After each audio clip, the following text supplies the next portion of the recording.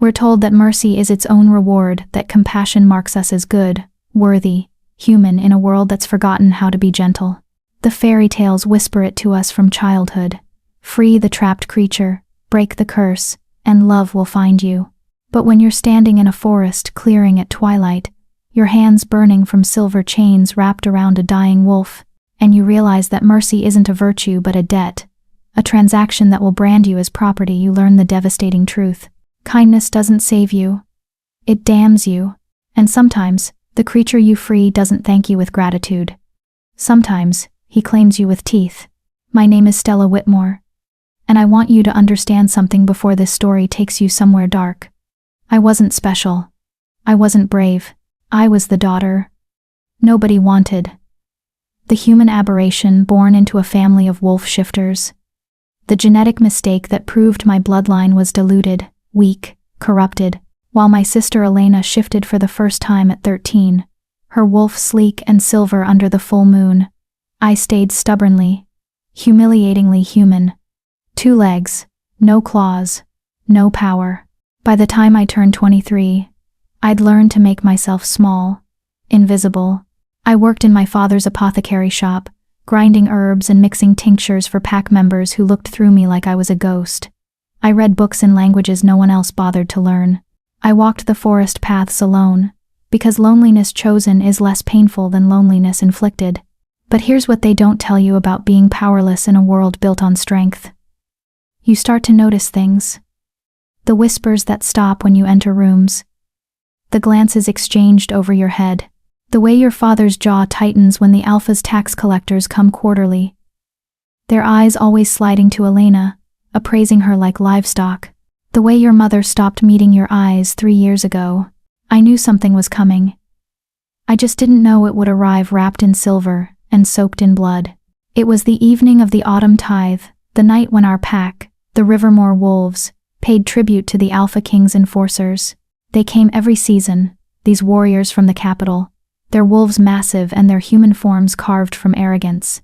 They took goods, gold, sometimes daughters, if a family was desperate enough to offer one for favor. My father had been nervous for weeks.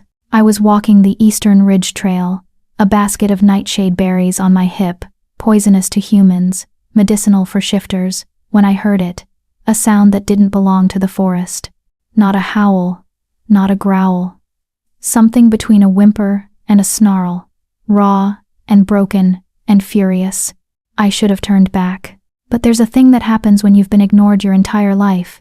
You become curious about other broken things. So I followed the sound deeper into the pines, where the evening light turned everything amber and shadows pooled like spilled ink. That's when I found him. The wolf was enormous, even collapsed on his side, ribs heaving. His fur was black as a moonless night, matted with blood and dirt. But it was the chains that made my stomach turn. Thick silver links wound around his legs, his throat, his muzzle, burning into his flesh with a sizzle I could hear. The smell of scorched fur and meat hung in the air. Someone had meant for him to die slowly.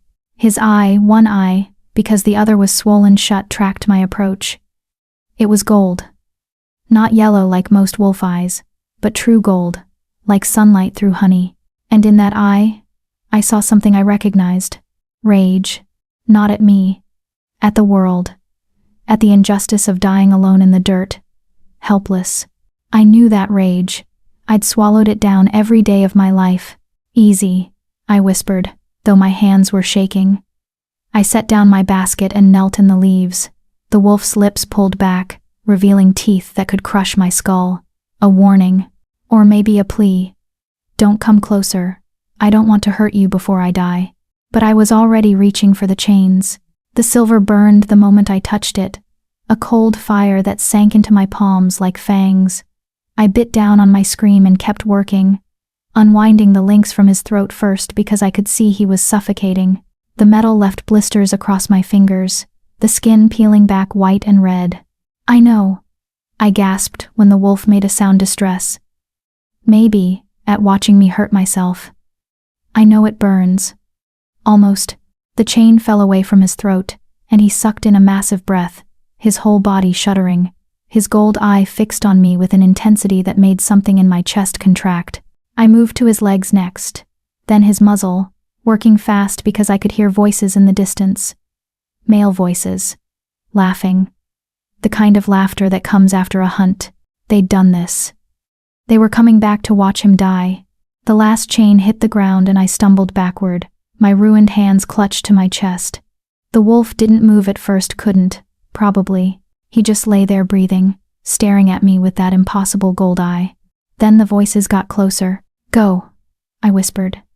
Please. They'll kill you if they find you alive. For a moment, I thought he wouldn't. Thought he'd stay there out of pride or pain or sheer exhaustion. But then he surged to his feet, a movement so sudden and powerful it stole my breath, and before I could think, before I could move, he was in front of me, between me and the direction of those voices, protecting me. Our eyes met. His were burning now, fever bright, and I felt something shift in the air. A weight, a pressure, like the world was holding its breath. Then he ran, a black shadow melting into the darkening trees. Gone so fast I almost thought I'd imagined him. I'd just started wrapping my hands in strips torn from my skirt when the hunters emerged from the tree line. 3 of them, enforcers from the capital, their pack marks visible on their necks, wolves wrapped in thorns, the Alpha King's sign. The tallest one, a man with a scar bisecting his face, stopped when he saw me. His nostrils flared. You. His voice was gravel and threat. You were here. Where is the wolf? My heart hammered against my ribs. What wolf? His hand shot out and grabbed my arm, yanking me forward. His eyes dropped to my blistered, burned hands, to the silver chains coiled in the leaves like sleeping serpents. His smile was slow. Cruel. You freed the prisoner, he said softly. Do you have any idea what you've done? I didn't answer, didn't beg, just lifted my chin and met his eyes with every ounce of defiance I'd been saving for 23 years. He laughed, a sound like breaking bones. The Alpha King is going to love you. They dragged me back to the village center, where the autumn tithe was already underway. The whole pack had gathered, hundreds of wolves in human form, arranged in family groups, all watching as my father handed over our tribute. Gold coins, preserved meats, 3 bolts of Elena's woven cloth. My father saw me, saw the enforcer's hand locked around my arm, saw my burned hands. I watched his face do something complicated. Fear, calculation, and then, worst of all, resignation. The enforcer threw me to the ground at the feet of his commander, a woman with white blonde hair and eyes like chips of ice. Found her at the silver chains, he reported. She freed him. The crowd's murmur rose like a wave. My mother made a small sound, quickly stifled. Elena grabbed her arm. The commander crouched in front of me, studying my face with the detached interest of someone examining a bug. Do you know who that wolf was, girl? I shook my head. That, she said slowly, was the Alpha King, our king, and he was chained by his own first beta, as punishment for breaking sacred law. She tilted her head. By freeing him, you've interfered with the king's justice. You've committed treason. The world tilted. The Alpha King. I'd freed the Alpha King. However, the commander continued, standing, you also saved his life, which makes you an interesting problem. She looked at my father. This is your daughter? My father's throat worked. Yes, Commander Lyris. The human one? The words landed like stones. My father nodded. Commander Lyris smiled. It didn't reach her eyes. Then I believe the king will be very interested in claiming his debt. The human girl who freed him from silver chains. What a charming story. She gestured to her enforcers. Bind her. She's coming to the capital. No, my mother's voice, sharp with panic. Please, she's just a girl. She didn't know. She made a choice, Commander Lyris said coldly. Now she'll live with it. As the enforcers hauled me to my feet, I caught my father's expression one last time, and I understood, with a clarity that hurt worse than the burns on my hands, that he was relieved. Relieved it was me they were taking, not Elena. I'd freed a dying wolf from chains, an act of mercy in a cruel world. And mercy, I was learning, always has a price. They threw me into a cage on wheels, a prisoner's cart bound for the capital, the heart of the Alpha King's territory. As the cart lurched forward and my village disappeared behind me, I pressed my burned palms against the cold iron bars and whispered a truth to the indifferent night. I should have left him to die. But even as I said it, I remembered that gold eye watching me. That moment when he'd placed himself between me and danger. That impossible weight in the air, like destiny taking shape. And I wondered if maybe, just maybe, I'd been meant to find him all along. To be continued. Chapter 1. The Cage and the Crown. The cage smelled like fear and iron. Not my fear, not yet.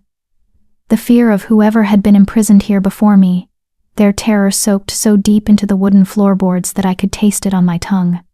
Metallic, sour, the kind of fear that comes from knowing you're being delivered to something worse than death. I sat with my back against the bars, my burned hands cradled in my lap, wrapped now in scraps of my own skirt. The cart rocked and jolted over the forest road, heading north toward the capital, toward the Alpha King's territory. Commander Lyris rode ahead on a massive gray wolf, her enforcers flanking the cart like pallbearers. 3 days, they said. 3 days to reach Thornhold, the king's fortress city. 3 days to figure out how to survive whatever came next.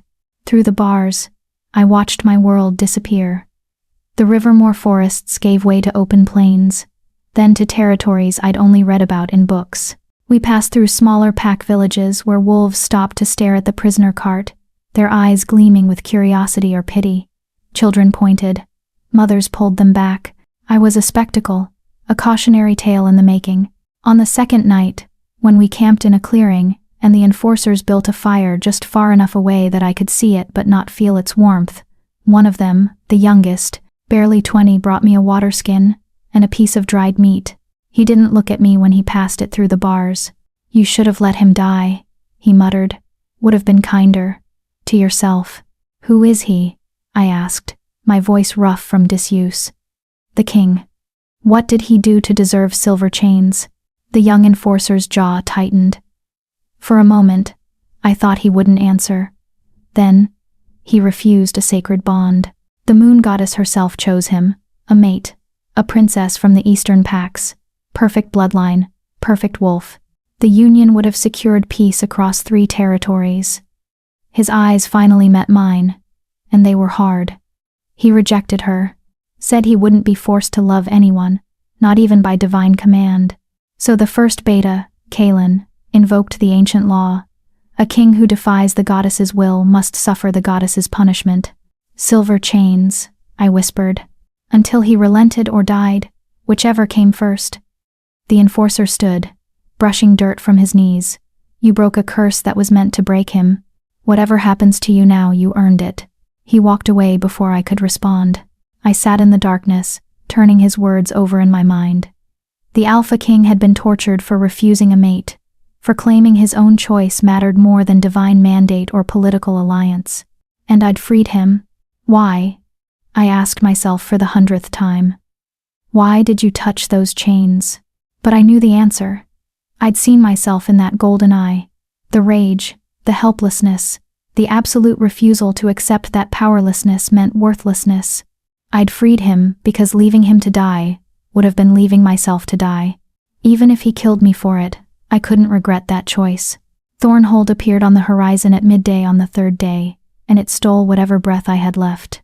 The city rose from the landscape like a scar, all black stone and silver spires, surrounded by walls that seemed to swallow light. At its center, dominating everything, stood the king's fortress, a massive structure of obsidian and iron that looked less like a palace and more like a clenched fist. Thorn vines crawled up its walls, their silver blossoms glinting like tiny knives. This was a place built to intimidate, to remind everyone who entered that they were small, mortal, breakable. We passed through the outer gates and the city swallowed us. The streets were crowded, wolves everywhere, in human form and shifted, their pack marks visible on throats and wrists and shoulders.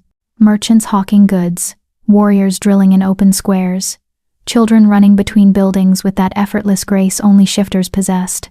And everywhere, eyes, watching the prisoner cart, watching me. The whispers followed us like smoke. That's her, the human who freed him. Doesn't look like much. Won't last a week. We stopped at the fortress gates. Commander Lyris dismounted, spoke briefly with the guards, and then the gates opened with a groan that sounded like the earth splitting. The cart rolled into a courtyard paved in black stone. Enforcers appeared more than before, all wearing the thorn-wrapped wolf mark. They surrounded the cart with military precision. The door opened. "Out," Commander Lyris ordered. My legs shook when I stood. 3 days in a cage will do that.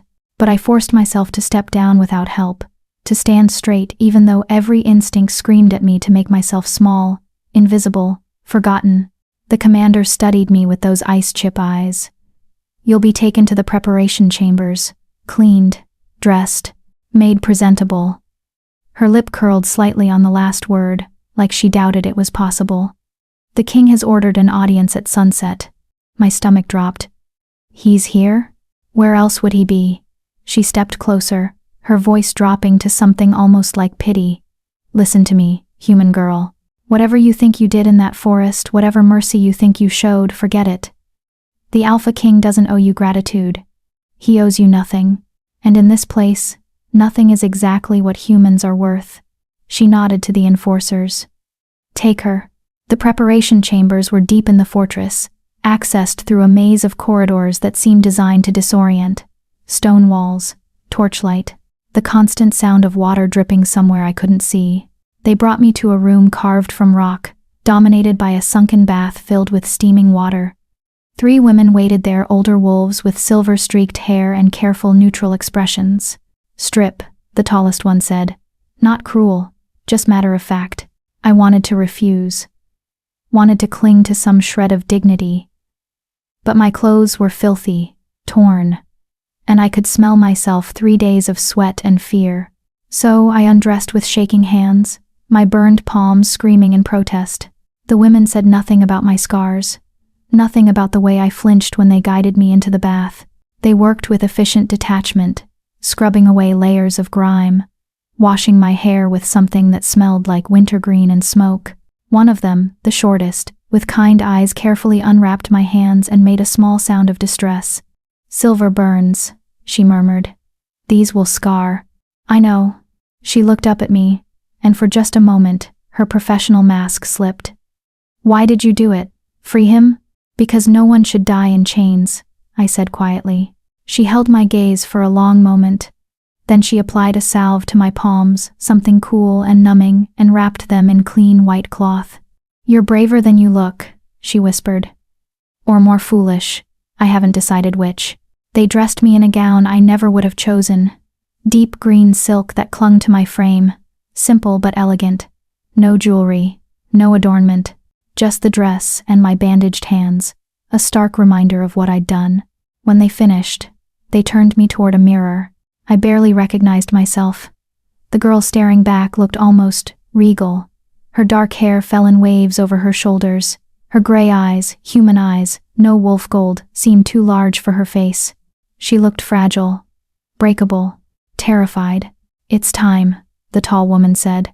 They led me back through the corridors, climbing now, ascending toward the heart of the fortress. My heart hammered against my ribs with every step. In minutes, I would face him, the Alpha King, the wolf I'd freed, the man who now owned me, whether I liked it or not. We stopped before massive doors carved with scenes of wolves hunting deer. The women stepped back. "He's waiting inside," the kind one whispered. "Remember, eyes down unless he tells you otherwise. Speak only when spoken to. And whatever you do, don't run." The doors opened. The throne room was vast and brutal in its beauty, all black marble and silver accents, lit by hundreds of candles that cast dancing shadows across the walls. At the far end, raised on a dais, sat a throne made of twisted iron and thornvine. And on that throne sat a man. He was turned slightly away, his profile sharp in the candlelight.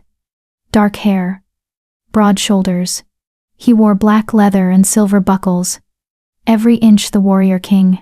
Power radiated from him like heat from a forge. But it was his hands I noticed first. They gripped the arms of the throne with white-knuckled intensity, as if he was holding himself back from something. "Come closer," he said. His voice was deep, rough, like he hadn't spoken in days. I forced my feet to move. One step. Another. The doors closed behind me with a boom that echoed through the chamber. I walked until I was 20 feet from the dais. Then I stopped, and did what the women had told me. Lowered my eyes. Silence stretched between us, sharp as a blade. Then I heard him stand, heard his boots on the marble as he descended the steps. Coming closer, he stopped directly in front of me, so close I could feel the heat of him, smell cedar and smoke and something wild. "Look at me," he commanded. I lifted my eyes, and my breath caught in my throat. His face was beautiful in the way storms are beautiful, dangerous and impossible to look away from. Sharp jaw, high cheekbones, lips that looked cruel until you noticed the tiny scar at the corner, softening them. But it was his eyes that destroyed me. Gold, pure, burning gold. The same eyes that had watched me from the forest floor. "You," he said slowly, something like wonder and fury mixing in his voice, "are the one who freed me." "Yes," I whispered. He reached out slowly, giving me time to flinch back, and took one of my bandaged hands. His touch was surprisingly gentle as he turned it over, studying the white wrappings. "You burned yourself. On silver chains." His thumb brushed the edge of the bandage. "Why? You were dying." "So?" His eyes snapped up to mine, searching. "I was a stranger, a wolf. For all you knew, I deserved those chains." "Maybe," I said quietly. "But I don't get to decide who deserves mercy. Only whether I'm the kind of person who gives it." Something flickered across his face too fast for me to name. Then his expression hardened into a mask. "Do you know what you've done?" he asked. "By freeing me, you've bound yourself to me. The law is absolute. A life debt must be repaid. You saved me, Stella Whitmore, which means you belong to me now." My name on his lips sent a shiver down my spine. "How do you know my name?" "I know everything about you." He released my hand, stepping back, and suddenly the warmth was gone. "Human daughter of Arthur Whitmore, born without the wolf, invisible in your own pack, 23 years old, and never bonded, never marked, never chosen." His smile was razor sharp. "They gave you up so easily. Did you know your father didn't even negotiate? Just handed you over like spoiled meat." The words hit like fists, because they were true. "So here's how this works," the king continued, circling me slowly like a predator. "You saved my life. I don't tolerate debts, which means you'll stay here, in my fortress, until I decide how to repay you. You'll have a room, food, freedom to move about the grounds. But you don't leave Thornhold, you don't contact your family, and you absolutely don't speak of what happened in that forest to anyone." He stopped in front of me again. "Are we clear?" "I'm a prisoner," I said flatly. "You're a guest." His eyes glittered. "Who happens to be unable to leave." "There's a difference." "What difference?" He leaned in close. Close enough that I could see flecks of amber in that impossible gold. "Prisoners get cells. You get a tower room with a view. Don't confuse kindness for weakness. Little human, I should have been afraid. Should have bowed my head and accepted my fate. Instead, I heard myself say, 'And if I refuse?'" The silence that followed was absolute. Then the Alpha King threw back his head and laughed, a sound so unexpected, so genuine, that it transformed his face completely. For just a moment, he didn't look like a king at all. He looked young, surprised, almost delighted. "Oh," he said, still smiling, "I think I'm going to enjoy this." He gestured to someone I couldn't see. 2 guards materialized from the shadows. "Take her to the North Tower, the Blue Room. Make sure she has everything she needs." He looked at me one last time, and that smile turned sharp again. "Welcome to Thornhold, Stella Whitmore. Try not to die of boredom before I figure out what to do with you." Then he turned and walked away, dismissing me as easily as he'd summoned me. The guards led me from the throne room, through more corridors, up a winding staircase that seemed to climb forever. My mind was reeling. The Alpha King, the most powerful shifter in the territories, had just laughed at my defiance. I didn't know if that made me lucky or doomed. The North Tower room was beautiful in a cold, untouchable way. High ceilings, stone walls softened by tapestries, a massive bed with blue silk sheets, a window that looked out over the city, all the way to the mountains beyond. and on the bedside table, a single white card with a message written in elegant script. Dinner will be brought to your room. Rest. We'll speak again tomorrow. K. I sank onto the bed, my legs finally giving out. I'd freed a wolf from chains, and now I was the one who'd been caged. But as I looked at my bandaged hands that had touched silver and burned, I couldn't quite bring myself to regret it. Not yet. Chapter 2. The Beast in the Dark. I didn't sleep that first night. How could I? Every sound in the tower was amplified: the wind against stone, footsteps in distant corridors, the occasional howl from somewhere in the city below. I lay in the silk sheets, staring at the ceiling, my mind replaying the throne room over and over. Those gold eyes, that laugh. I think I'm going to enjoy this. What did that mean? What did he want from me? Dinner had come as promised, brought by a young servant girl who wouldn't meet my eyes. Roasted venison, fresh bread, wine so rich it tasted like cherries and smoke. I'd eaten mechanically, tasting nothing, and now the empty dishes sat on a table by the window like evidence of a crime I couldn't name. The clock on the mantel showed midnight when I heard it. Footsteps on the stairs. Slow, deliberate. Coming closer. I sat up, my heart suddenly hammering. The footsteps stopped outside my door, a pause long enough that I thought maybe I'd imagined it. Then 3 deliberate knocks. "I know you're awake," came his voice through the wood. The king's voice, but softer than before. Almost tired. "May I come in?" I should have said no, should have demanded he leave me alone, told him that midnight visits to a woman's room were inappropriate at best and threatening at worst. Instead, I heard myself say, "It's your fortress." The door opened. The Alpha King stepped inside, and I realized immediately that something was different. He'd changed from his formal leathers into simple dark clothes, a loose shirt, worn trousers, boots, unlaced. His hair was disheveled, like he'd been running his hands through it, and his eyes looked haunted. He closed the door behind him but didn't move further into the room, just stood there, backlit by the corridor torches, studying me with an intensity that made my skin prickle. "You should be asleep," he said. "So should you." A ghost of a smile touched his lips.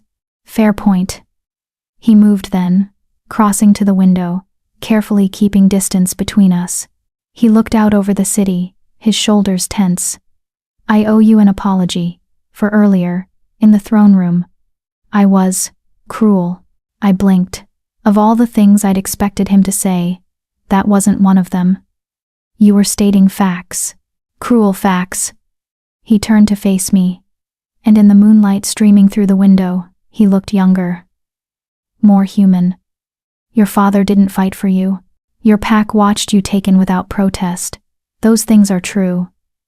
But I didn't need to say them. Not like that. Why did you?" He was quiet for a long moment. Then, "Because I needed to see if you'd break." The honesty of it stole my breath. "And? You didn't."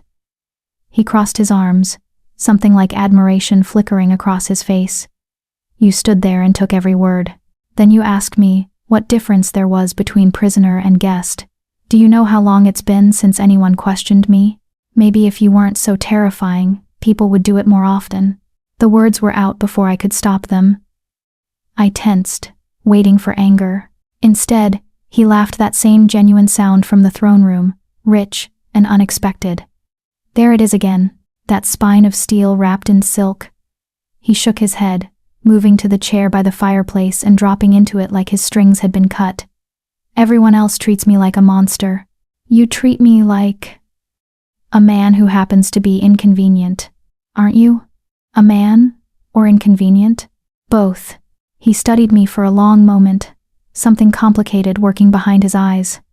Then he leaned forward, elbows on his knees, and I saw it, the exhaustion. "The weight. I didn't ask for you to free me," he said quietly. "I want you to understand that. I was ready to die in those chains. Had accepted it, even. Then you appeared out of nowhere, this human girl with impossible courage, and you burned yourself saving a wolf you didn't know." His jaw tightened. "Why? And don't give me that line about mercy. There's a reason." "Tell me the real reason." I pulled my knees to my chest, wrapping my arms around them. The truth felt dangerous, but something about the darkness, the hour, the way he was looking at me like I mattered, loosened my tongue. Because I understood, I said quietly, what it feels like to be trapped, to be punished for something you can't control, to have everyone tell you that your wants, your choices, your voice don't matter because you're not enough. I met his eyes. You were chained for refusing a bond you didn't want. I've been invisible my whole life for being born human. Different prisons, maybe, but we both know what it's like to be told we're wrong for existing as we are. The silence that followed was absolute. Then the king rose and crossed to the bed, not fast, giving me time to object. He sat on the edge, close enough that I could feel the heat of him but not touching. Just present. What's your name? I asked suddenly. Your real name, not your title. His eyebrows rose. You don't know? They only ever called you the Alpha King or His Majesty. Like you're a position, not a person. Something raw crossed his face. Kieran, he said softly. My name is Kieran Ashthorne. Ashthorne. I turned it over in my mind. It suited him, all thorns and ash, beautiful and dangerous. Kieran. I tested the name. Why did you really refuse the bond? The mate the goddess chose for you. His hands curled into fists on his thighs. Because she didn't choose her. My first beta did. Kaelin wanted a political alliance with the Eastern Pax, and Princess Mira was the key. So he arranged the entire thing, bribed the Moon Priestess, staged a divine vision, presented it as the goddess's will. His voice turned bitter. Everyone believed it. My entire council, the Pax, even Mira believed it. But I knew. I've known Kaelin since we were children. I know when he's manipulating. So you refused. So I refused. And Kaelin invoked the ancient law. Any king who defies the goddess's will must prove his worthiness through suffering. He looked at his hands. 3 weeks. In silver chains. Alone in the forest. If I truly was worthy, the goddess would send someone to free me. If not, I'd die, and Kaelin would take the throne. My stomach dropped. It was a test. A test I was supposed to fail. Kaelin chose that forest, deliberately remote, far from any pack routes. No one goes there. No one should have found me. He turned to look at me, and those gold eyes burned. But you did. I was gathering nightshade, I whispered. I go to that ridge every week. It was chance. Was it? His hand moved slowly, carefully, and touched the edge of my bandaged palm. The goddess works through chance, through mercy, through burned hands that smell like silver and sacrifice. His voice dropped. Do you know what the law says happens if someone passes the test?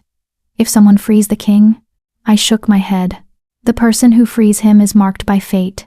They become significant. Whether as ally, enemy, or something else, the choice is mine. But you can't be dismissed. You can't be ignored. His thumb traced the edge of the bandage. You saved my life, Stella Whitmore. And in doing so, you've changed everything. I don't want to change anything, I said, hating how my voice shook. I just want. What? To matter? To be seen? To not be invisible anymore. But I couldn't say that. It felt too raw, too honest for someone I'd met hours ago.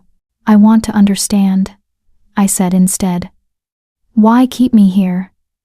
If I'm significant, shouldn't you want me far away where I can't cause problems? Kieran's laugh was soft, almost sad. You think you'd cause me problems? I think I already have. You freed me from chains my own beta put me in.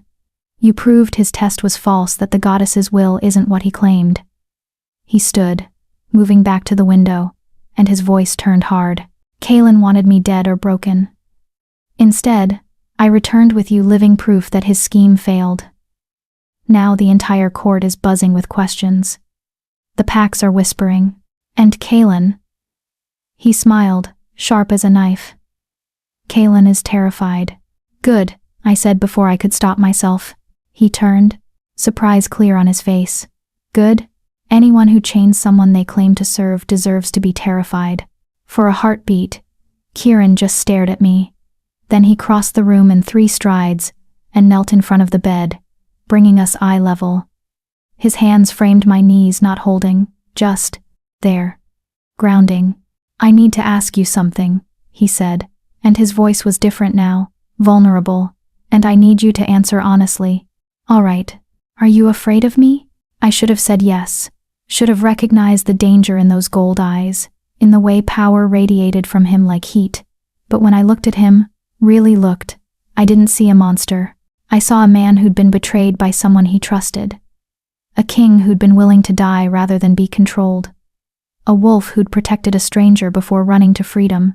"No," I said quietly. "I'm afraid of what you represent.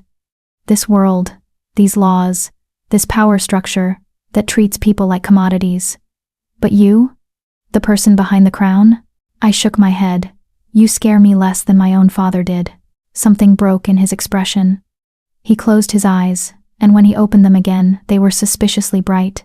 "Thank you," he whispered. "For what?" "For seeing me." The words hung between us, fragile and profound. I understood then what he'd meant earlier. Everyone treated him like a monster or a king.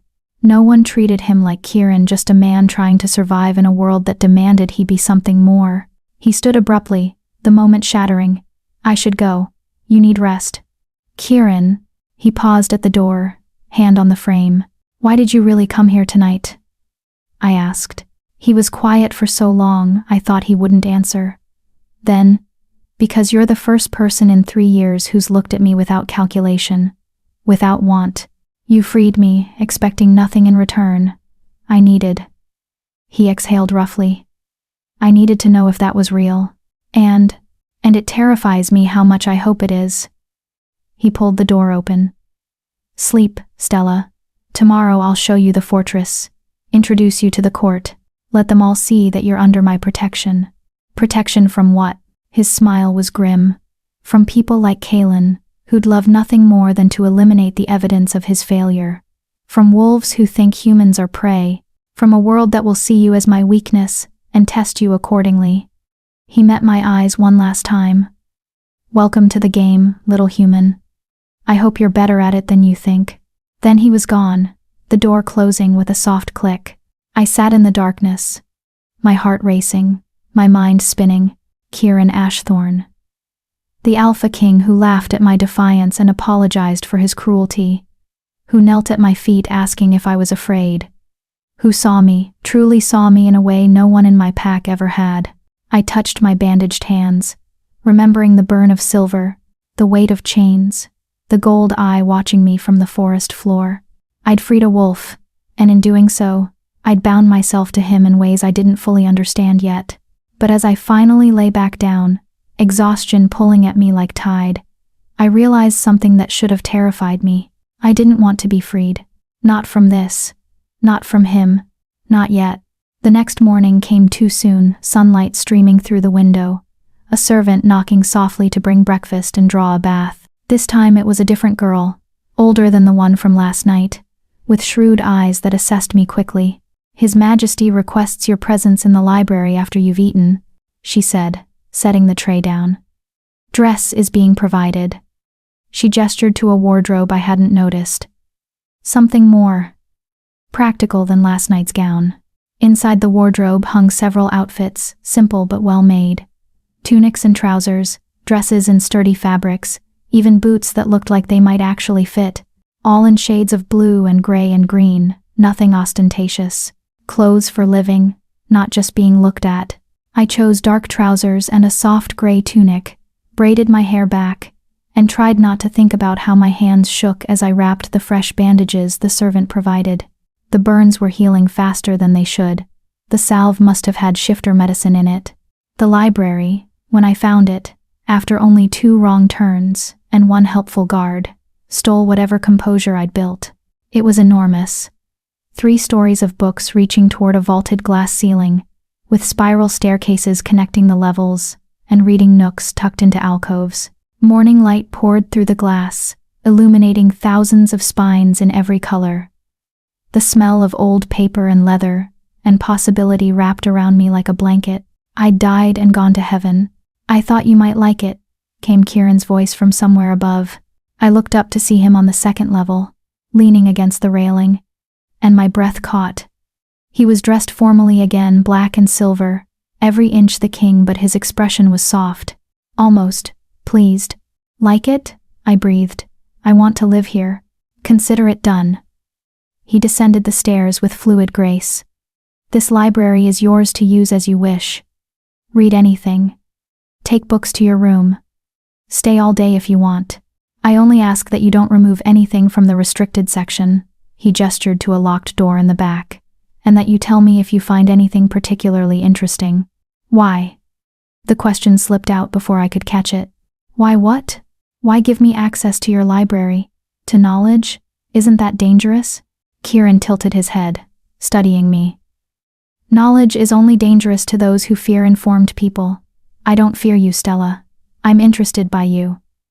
He moved closer. Besides, I suspect you'll find things in these books that I've overlooked. Fresh eyes, different perspective. Consider it a trade. You get books. I get your insights. It felt like a trap, but it also felt like respect, the kind I'd never been offered before. What's the real reason? I asked quietly. His smile turned sad. Because you said you understood what it feels like to be trapped.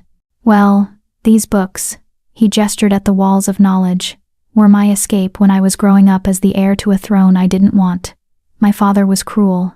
My mother died when I was young. The books were the only place I could be free. He met my eyes. I thought you might need an escape too. The gesture was so unexpectedly kind that I didn't know how to respond. So I said the only truth I had. Thank you. Don't thank me yet. You haven't met the court. He led me from the library through corridors I tried to memorize, down to a massive hall where dozens of wolves waited. They turned as one when we entered, and the weight of their attention was suffocating. These were the Alpha King's inner circle, his council, his court, and every single one of them was staring at me like I was something they'd scraped off their boots. Everyone, Kieran said, his voice carrying effortlessly through the space. This is Stella Whitmore. She is my guest and under my direct protection. You will treat her with the respect due to anyone I've claimed as significant. His eyes swept the room, daring anyone to object. Is that clear? Murmurs of assent. But I saw the calculation in their eyes, the questions. Then a man stepped forward from the crowd, and my stomach dropped. He was beautiful in the way poisonous things are beautiful, tall and lean, with silver blonde hair and eyes like winter ice. He moved with predatory grace, and when he smiled, it didn't reach those cold eyes. Kalen, Kieran said flatly. My first beta. The man who'd chained him. Who'd wanted him dead. Kalen's gaze slid over me, assessing, dismissive. The human who freed you. How convenient. Convenient? Kieran's voice dropped to something dangerous. That someone appeared at exactly the right moment, in exactly the right place. Kalen's smile sharpened, almost as if it was arranged. The implication hung in the air. I was part of a plot. A scheme. Are you suggesting, Kieran said softly, that I arranged my own rescue? That I somehow orchestrated 3 weeks of silver chain torture? I'm suggesting we shouldn't take anything at face value. Kalen finally looked directly at me. Tell me, Miss Whitmore. Who sent you to that forest? No one, I said, proud that my voice didn't shake. I was gathering herbs. I heard sounds of distress. I investigated. That's all. How wonderfully simple. Kalen circled me slowly. And the silver chains? Most humans would flee from such things. Yet you touched them, burned yourself, freed a dangerous wolf. He stopped in front of me. Either you're the bravest human I've ever met, or the most foolish. Maybe I'm both. His eyebrow rose. Fascinating. He looked at Kieran. And you're keeping her? Why? The debt is paid, you're alive. Send her home. No. The single word rang with finality. Kieran stepped between us, physically blocking Kalen's view of me. She stays, under my protection. End of discussion. For a moment, I thought Kalen would push. Challenge. But then he bowed his head in a mockery of respect. Of course, Your Majesty. Your will is law. He stepped back into the crowd. I'm sure we'll get to know Miss Whitmore very well in the coming days." The threat in his tone was unmistakable. As the court dispersed, Kieran turned to me, his jaw tight. "I'm sorry about that." "Don't be, you warned me." "Kalen is dangerous," he said quietly. "He'll probe for weakness, try to find leverage. You need to be careful around him." "I'll manage." "I know you will." He touched my shoulder briefly, a gesture of reassurance. "The offer stands. Library. Anytime. If you need escape, you know where to find it." Then he was swept away by duty, leaving me standing in the great hall, very aware that I'd just made a powerful enemy. But I'd also made something else. An ally. Maybe even a friend. And in this place, I suspected that was infinitely more valuable. Chapter 3. The library became my sanctuary. Every morning, I'd wake to find a tray of breakfast outside my door, and a small note, in elegant handwriting. "The library waits. K." Every morning, I'd dress in the practical clothes he'd provided, wrap my healing hands, and lose myself in the endless rows of books. History, philosophy, poetry, maps of territories I'd never visit, treaties written in languages I was slowly teaching myself. The collection was staggering, and I devoured it like a starving thing. But it wasn't just the books that kept me coming back. It was him. Kieran appeared in the library every afternoon without fail, usually around the third bell. Sometimes he had work scrolls to review, documents to sign, and he'd settle into one of the reading nooks while I explored. Other times, he'd find me curled in a window seat and simply talk. About books, about history, about nothing and everything. It was during one of these conversations, 2 weeks into my stay, that the riddle first appeared. I was reading a collection of old fables when Kieran dropped into the chair across from me, looking exhausted. Dark circles shadowed his eyes, and his hair was disheveled like he'd been running his hands through it for hours. "Rough day?" I asked, setting the book aside. "Kalen is pushing for a vote of no confidence in my leadership. Says my erratic behavior following the Chains incident proves I'm unfit to rule." He rubbed his face. "He's gathering support among the older council members, the ones who still believe in the old ways that kings should be controlled by tradition and law, not personal choice." "What will you do?" "Outmaneuver him. Prove my decisions are sound. Win back the loyalty he's been systematically eroding." He looked at me, something vulnerable in his expression. "But I'm tired, Stella. So tired of the games, the politics, the constant need to prove I'm worthy of a crown I never wanted." I understood that exhaustion. Had lived it in a different way. The constant need to prove I deserved to exist in a pack that saw me as defective. "Want to hear a riddle?" I asked suddenly. He blinked, surprise breaking through the fatigue. "A riddle?" My mother used to tell them to me, when I was young, before I trailed off, before she stopped looking at me, before my humanity became a source of shame instead of just a fact. They were my favorite thing, not because of the answers, but because they made you think differently, see things from unexpected angles. Kieran leaned forward, interest lighting his eyes. "Tell me." I thought for a moment, pulling from memory a riddle my mother had particularly loved. "All right. What is stronger than steel, yet cannot be seen? What binds tighter than chains, but leaves no marks? What can outlast kingdoms, yet breaks with a single word?" He considered, his brow furrowing in concentration. I watched the way his mind worked, saw him turning the words over, testing possibilities.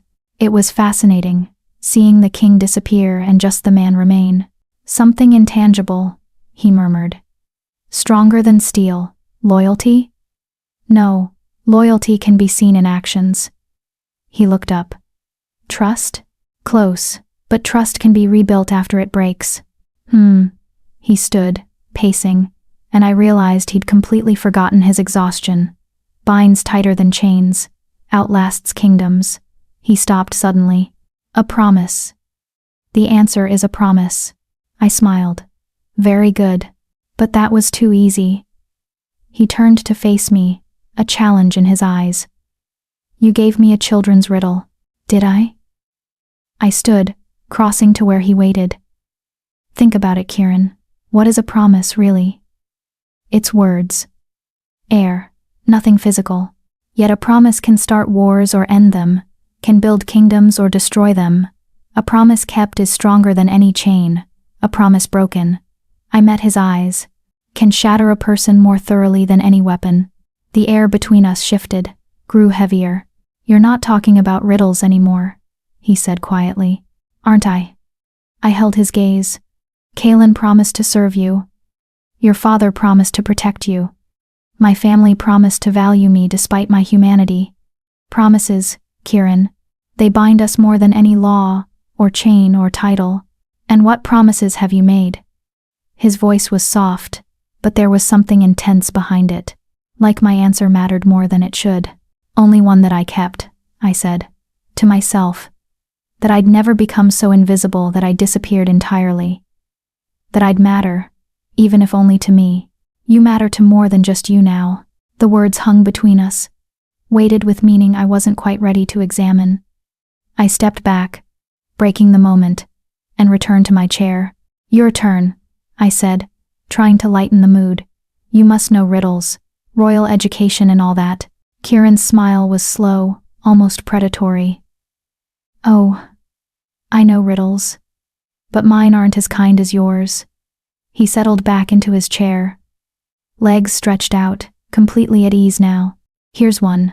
What runs but never walks, has a mouth but never talks, has a bed but never sleeps, has a head but never weeps?" "A river," I said immediately. His eyebrows rose. "That was too easy. You gave me a children's riddle." I threw his words back at him with a grin.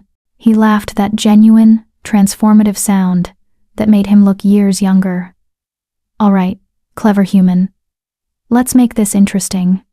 We trade riddles, but not the easy ones. Real riddles. The kind that make you think for days. What are the stakes?" "Stakes?" He tilted his head. "What do you want if you win?" I thought about it. What did I want? Answers. If I stump you, you answer one question.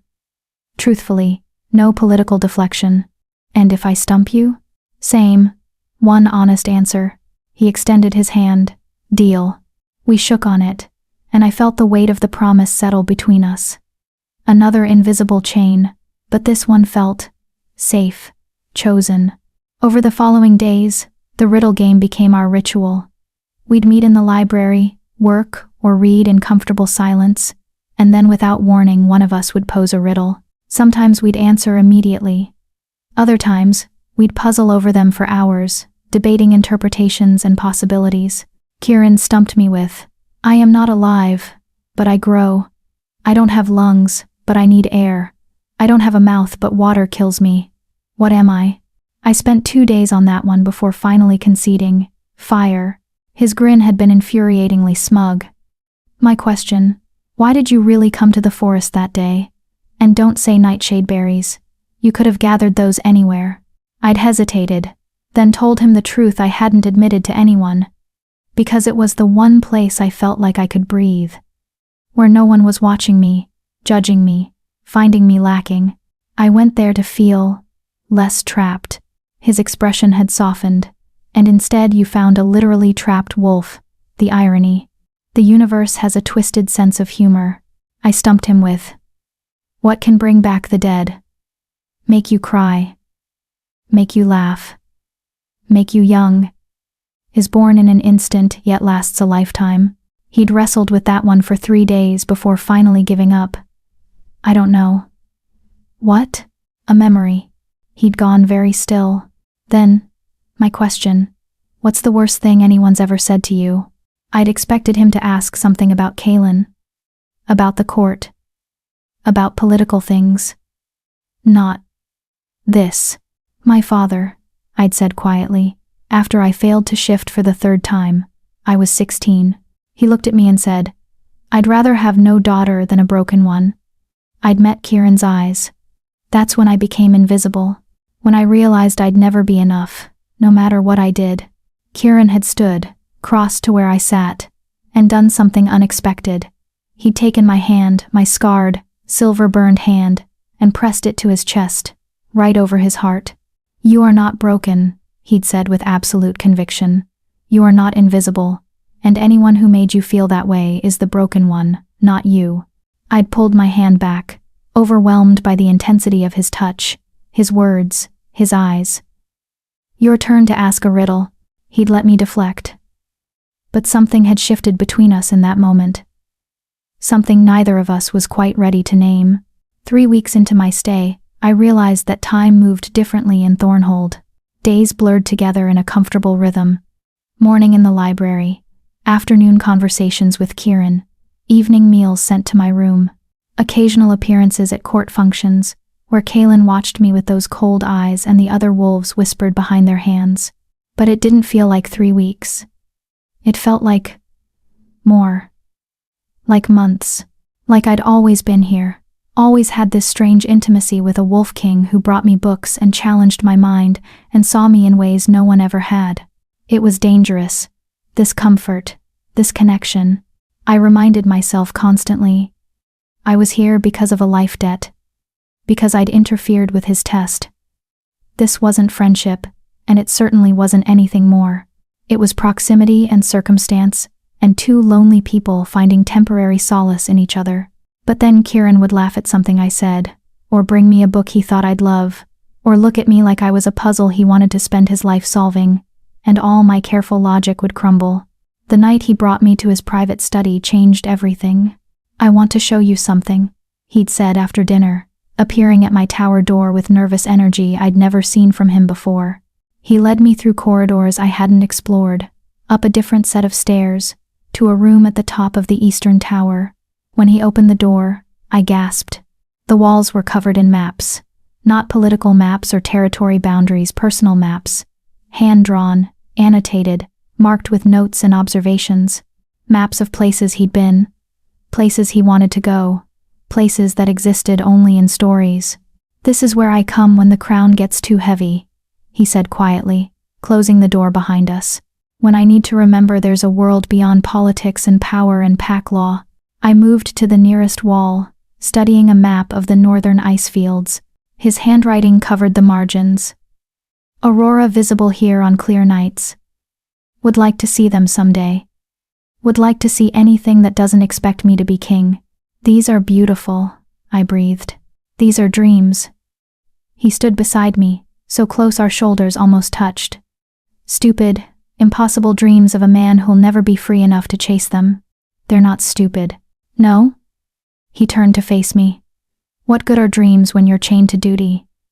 When every choice you make affects thousands of lives? When leaving isn't an option? I recognized the pain in his voice. The cage he lived in was gilded and powerful, but it was still a cage. Dreams keep you human, I said softly. Keep you from becoming just the crown, just the power, just the expectations. I touched the map gently. Hold on to these, Kieran, no matter what. He was quiet for a long moment. Then, I want to show you something else, but you have to promise not to laugh. I promise. He crossed to a desk in the corner and pulled out a leather journal, worn and clearly well used. He handed it to me like it was made of glass. Inside were sketches, dozens of them, charcoal drawings of wolves and forests and mountains, but also people. Faces captured in moments of joy or sorrow or deep thought. And there, near the back, my breath caught. It was me. Sitting in the library window seat, book in my lap, sunlight streaming through my hair. The detail was incredible. He'd captured the small furrow between my brows when I concentrated, the way I twisted a strand of hair around my finger when I read, the slight smile that touched my lips when I found something interesting. You drew this, I whispered. I draw when I can't sleep, when my mind won't quiet. He stood beside me, looking down at the sketch. I drew you because I wanted to remember what it looked like. Someone being genuinely happy. No agenda, no performance, just present. I turned to look at him, and found him already watching me. Those gold eyes were intense, searching. Kieran, I need to ask you something, he interrupted. And I need you to answer with complete honesty. My heart hammered against my ribs. All right, do you want to leave, truly? His jaw tightened.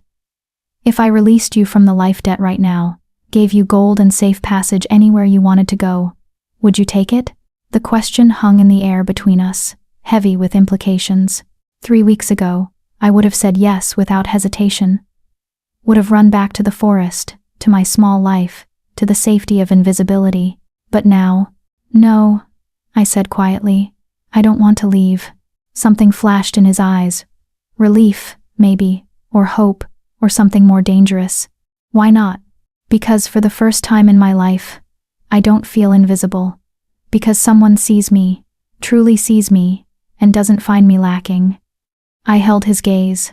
Because I'd rather be a guest prisoner in your fortress than free and forgotten anywhere else. The silence that followed was absolute. Then Kieran reached out and cupped my face with one hand, his touch gentle despite the calluses. You could never be forgotten, Stella Whitmore. I think that's what terrifies me most. Why does it terrify you? Because I'm not supposed to want this. Want you. His thumb brushed my cheekbone. I'm supposed to be focused on politics, on alliances, on proving Kaelin wrong, but instead, I find myself counting the hours until I can see you, bringing you books just to see your face light up, drawing you in charcoal because I can't get you out of my head. His voice dropped to a whisper. You're becoming dangerous to me. I'm human. I have no power. You have all the power. His hand fell away. Don't you see? You're the one thing in this entire fortress that isn't trying to use me, that doesn't want anything from me except conversation, honesty, riddles. He stepped back, running his hands through his hair. Kaelin was right. You are my weakness, because I'd burn this entire kingdom down before I let anyone hurt you. The declaration hung in the air, raw and terrifying and thrilling. That's not a weakness, I said. That's called caring about someone. Same thing, when you're a king. I crossed to him, placed my scarred hand over his heart like he'd done to me weeks ago. Then maybe you need to stop being just a king, even if only for a few hours, even if only here, in this room, with your maps and dreams. He covered my hand with his own, holding it against his chest. I could feel his heartbeat fast, unsteady. Ask me your riddle, he said suddenly. The one you've been saving. I blinked. How did you know I was saving one? Because I am too. His smile was sad. Ask me, Stella. I thought of all the riddles I'd collected, all the questions I could pose, but only one felt right for this moment. What has no weight but can crush you? What costs nothing but is priceless? What can be broken without being touched? Kieran's eyes searched mine, and I saw the moment he understood. A heart, he whispered. Yes, my turn. He stepped closer, so close I could feel the heat radiating from him. What do you call it when two people find each other in the darkness and decide, against all logic and sense, that maybe the darkness is less terrifying together? It wasn't a traditional riddle. It was a question wrapped in metaphor, vulnerable and asking for something I wasn't sure I was ready to give. But I answered anyway. Hope, I said. You call it hope. His smile was beautiful and broken. I was going to say, inevitable. Then he did something that stopped my heart. He pressed his forehead to mine, just resting there, breathing the same air. Not a kiss. Not even particularly intimate by most standards, but it felt like the most profound thing that had ever happened to me. I don't know what we're doing, he murmured. I don't know where this leads, but I know I've never felt less alone than when I'm with you. Same, I whispered back. Same. We stood like that for a long moment, king and human, wolf and prey, two people trying to figure out what was happening between them. Then a bell tolled somewhere in the fortress, the midnight bell, and the spell broke. I should let you rest, Kieran said, stepping back reluctantly. Tomorrow there's a council meeting. Kaelin is formally presenting his vote of no confidence. I need you to be there. Why? Because you're proof his test failed. Proof that maybe the goddess's will isn't what he claims it is. His expression hardened. And because I want him to see that I'm not afraid to stand beside you, that I choose you as my ally, regardless of what he thinks. You're using me as a political statement. I'm giving you a choice. He met my eyes. You can attend and stand with me, showing the court that you're not afraid of their judgment, or you can stay away, and I'll fight this battle alone. Either way, I'll protect you. but I'd rather fight it together. It was the most honest proposition I'd ever received. No manipulation, no hidden agenda. Just, this is the situation. What do you choose? I'll be there, I said. His smile was grateful and genuine. Thank you. As he led me back to my tower, through the sleeping fortress, I realized what had happened tonight. We'd crossed some invisible line, stopped pretending this was just convenience or debt or circumstance. Whatever was building between us, friendship, alliance, or something more dangerous, it was real now, acknowledged. And tomorrow, we'd face Kaelin together. I fell asleep with Kieran's words echoing in my mind. You're becoming dangerous to me. But the truth was, he'd become dangerous to me too, because I was starting to care about him, starting to see past the crown to the man beneath, starting to want things I had no right to want. And in Kieran's world, wanting things was the fastest way to get them taken away. Chapter 4. The Council and the Confession. The council chamber was designed to intimidate. Circular, with tiered seating rising toward a domed ceiling, painted with scenes of ancient wolf battles, it forced everyone to face each other. No hiding, no escape. At the center sat a raised platform where Kieran's throne commanded the space-black iron and silver, exactly like the one in the main hall, but somehow more severe here. I stood at the entrance, dressed in the finest outfit the servants had provided, a deep blue dress that managed to be both elegant and practical. With my hair braided back in a crown, my scarred hands were wrapped in fresh white bandages that stood out like accusations. Every wolf in that chamber could see them, could see what I'd done. Miss Whitmore. Kieran's voice carried across the space. He sat on his throne, but his posture was different than in the main hall, less relaxed, more coiled, ready for battle. Please, join me. There was a seat beside the throne, not as grand, but positioned as an equal, not a supplicant. I walked across that floor, feeling every eye track my movement, heard the whispers start immediately. The human, bold, bringing her here. What is he thinking? She's the proof, isn't she? The one who freed him? I reached the platform and Kieran stood, offering his hand to help me up the steps. I took it, felt the brief squeeze of reassurance, and sat in the chair beside his throne. Thank you for coming, he murmured. Meant only for me. Thank you for the choice, I replied. His smile was brief but genuine. Then he turned to face the council, and the king replaced the man. We're here, Kieran announced, his voice ringing with authority, to address First Beta Kaelin's formal petition for a vote of no confidence. Kaelin, you have the floor. Kaelin rose from his seat, in the first tier, the position of highest honor below the king. He moved with that predatory grace, descended to the center floor, and turned to address the entire council. Thank you, Your Majesty.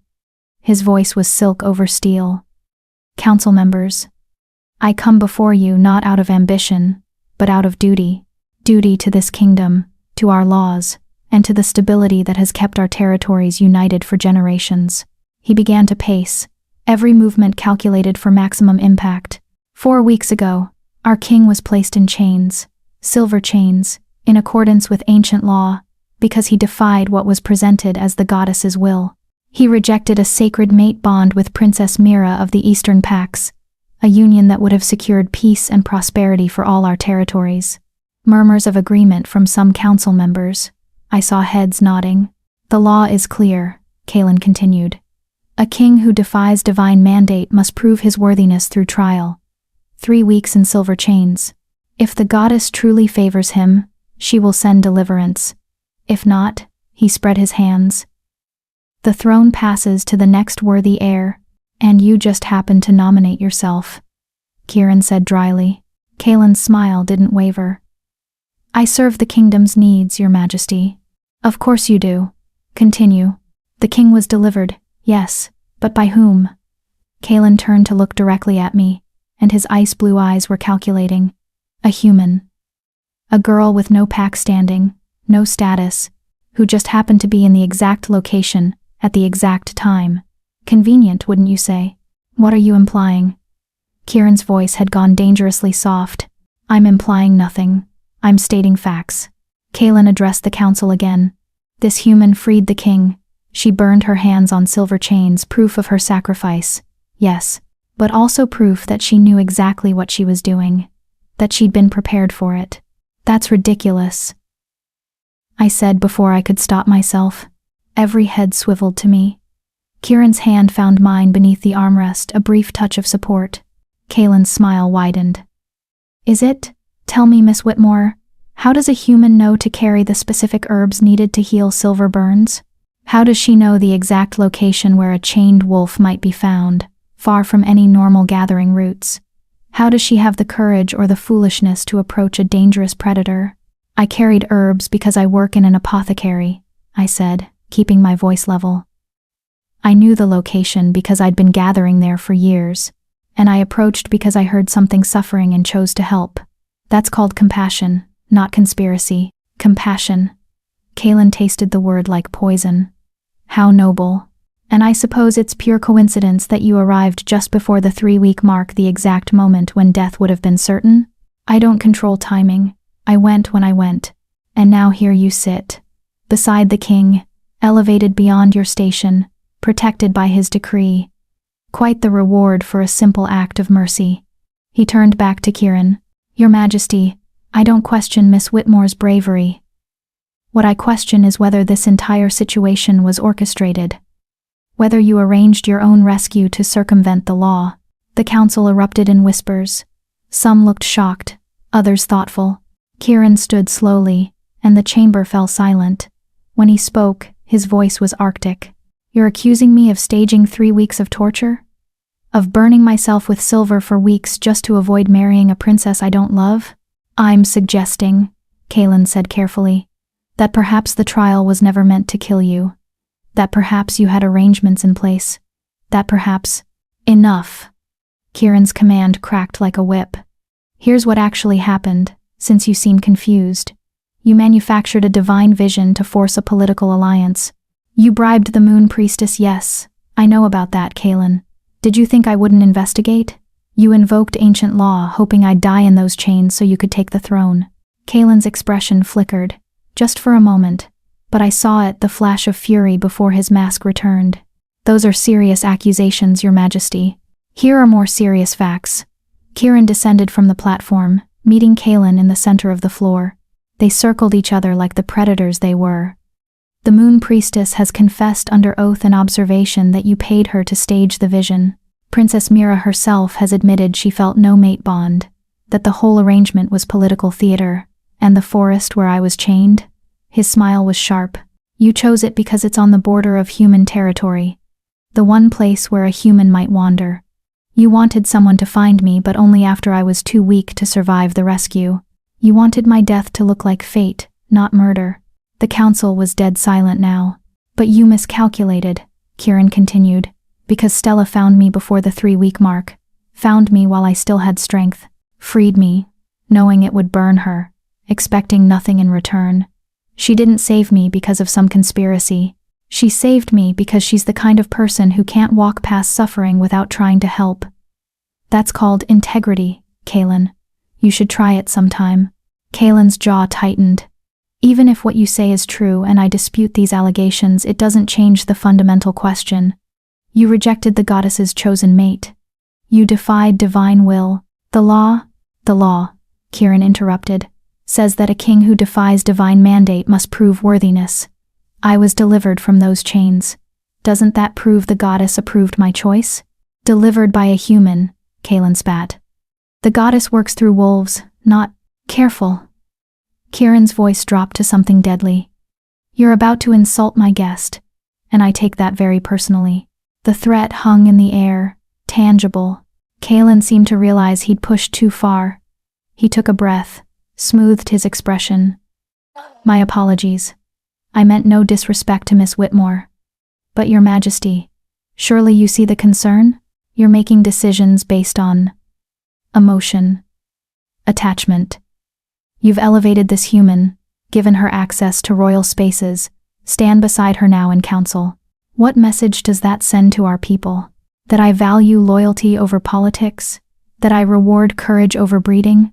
That I make my own choices instead of letting others make them for me? Kieran's smile was sharp. Yes, Kaylin, that's exactly the message I want to send. And what of Princess Mira? What of the Eastern Pax? You've insulted them, abandoned a crucial alliance. I've already sent ambassadors to negotiate a trade agreement with the Eastern Pax. One based on mutual benefit, not forced marriage. Princess Mira, by the way, was relieved. She's now pursuing a genuine mate bond with someone of her choosing. Everyone's happy except you, Kaelin. Kieran took a step closer. Which makes me wonder, what do you really want? Because this isn't about divine will or kingdom stability. This is about power. About you thinking you could manipulate me into dying so you could take my place. That's a lie. Is it? Kieran turned to address the council. Here's my counteroffer to Kaelin's vote of no confidence. I'll submit to another trial. Right here, right now. Any member of this council can ask me anything about my decisions, my leadership, my plans for the kingdom. I'll answer with complete honesty. Then we vote. If the majority believes I'm unfit to rule, I'll step down peacefully. The council erupted in shocked whispers. Even I was surprised this was a massive risk. Kaelin's eyes narrowed. You'd submit to trial by council? I would, on one condition. Kieran's smile turned predatory. You submit to the same trial. Answer the same questions. With the same honesty. Then we let the council decide who's fit to lead. The trap was brilliant. Kaelin couldn't refuse without looking like a coward. But if he agreed, his lies and manipulations would be exposed. Unless, Kieran added softly, you're afraid of honest answers? Kaelin's face was carved from stone. But I saw the calculation in his eyes, weighing options, looking for escape routes. Finally, he bowed his head. I accept your terms, Your Majesty. Excellent. Kieran returned to his throne, settling in with the easy confidence of someone who'd already won. Counselors, you may begin. For the next 2 hours, I watched Kieran face question after question with unflinching honesty. Why did you reject Princess Mira? Because forcing a mate bond when neither party feels it is cruel. Because I believe in choice. Even for kings. What are your plans for pack alliances? Trade-based partnerships built on mutual respect, not marriage contracts. Strength through cooperation, not coercion. How do you justify elevating a human in your court? I don't justify it. I don't need to. Miss Whitmore saved my life, proved her courage and integrity, and has shown more loyalty in 4 weeks than some wolves who've known me for years. She's earned her place. Every answer was direct, powerful, and revealed a king who actually cared about his people, not just power. Then it was Kaelin's turn. The questions started simple, but Kieran had seated the council with allies who knew exactly what to ask. Did you bribe the Moon Priestess? I made a donation to the temple. That's different from a bribe. Translation. Yes. Did you choose the forest location deliberately? I chose a location appropriate for the trial. Translation. Yes. Did you expect the king to die? Kaelin paused. Too long. I expected the goddess's will to be done. Translation. Absolutely yes. With each non-answer, each deflection, Kaelin's position weakened. The council members who'd supported him began to look uncertain. The final question came from an elderly female counselor with silver-streaked hair. First, Beta Kaelin, if you were king, would you allow humans in your court? Kaelin's lip curled before he could stop it. Humans have their place, but that place is not among wolves. We are predators, they are prey. Mixing the two is unnatural. The disgust in his voice was clear and fatal, because in that moment, he'd revealed what he really thought, not just about me, but about anyone he considered beneath him. It wasn't about divine will or kingdom stability.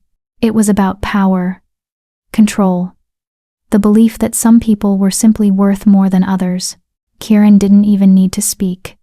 The council members looked at each other, silent conversations passing between them. Then the elderly counselor stood. I call for vote. All in favor of King Kieran Ashthorne maintaining his throne?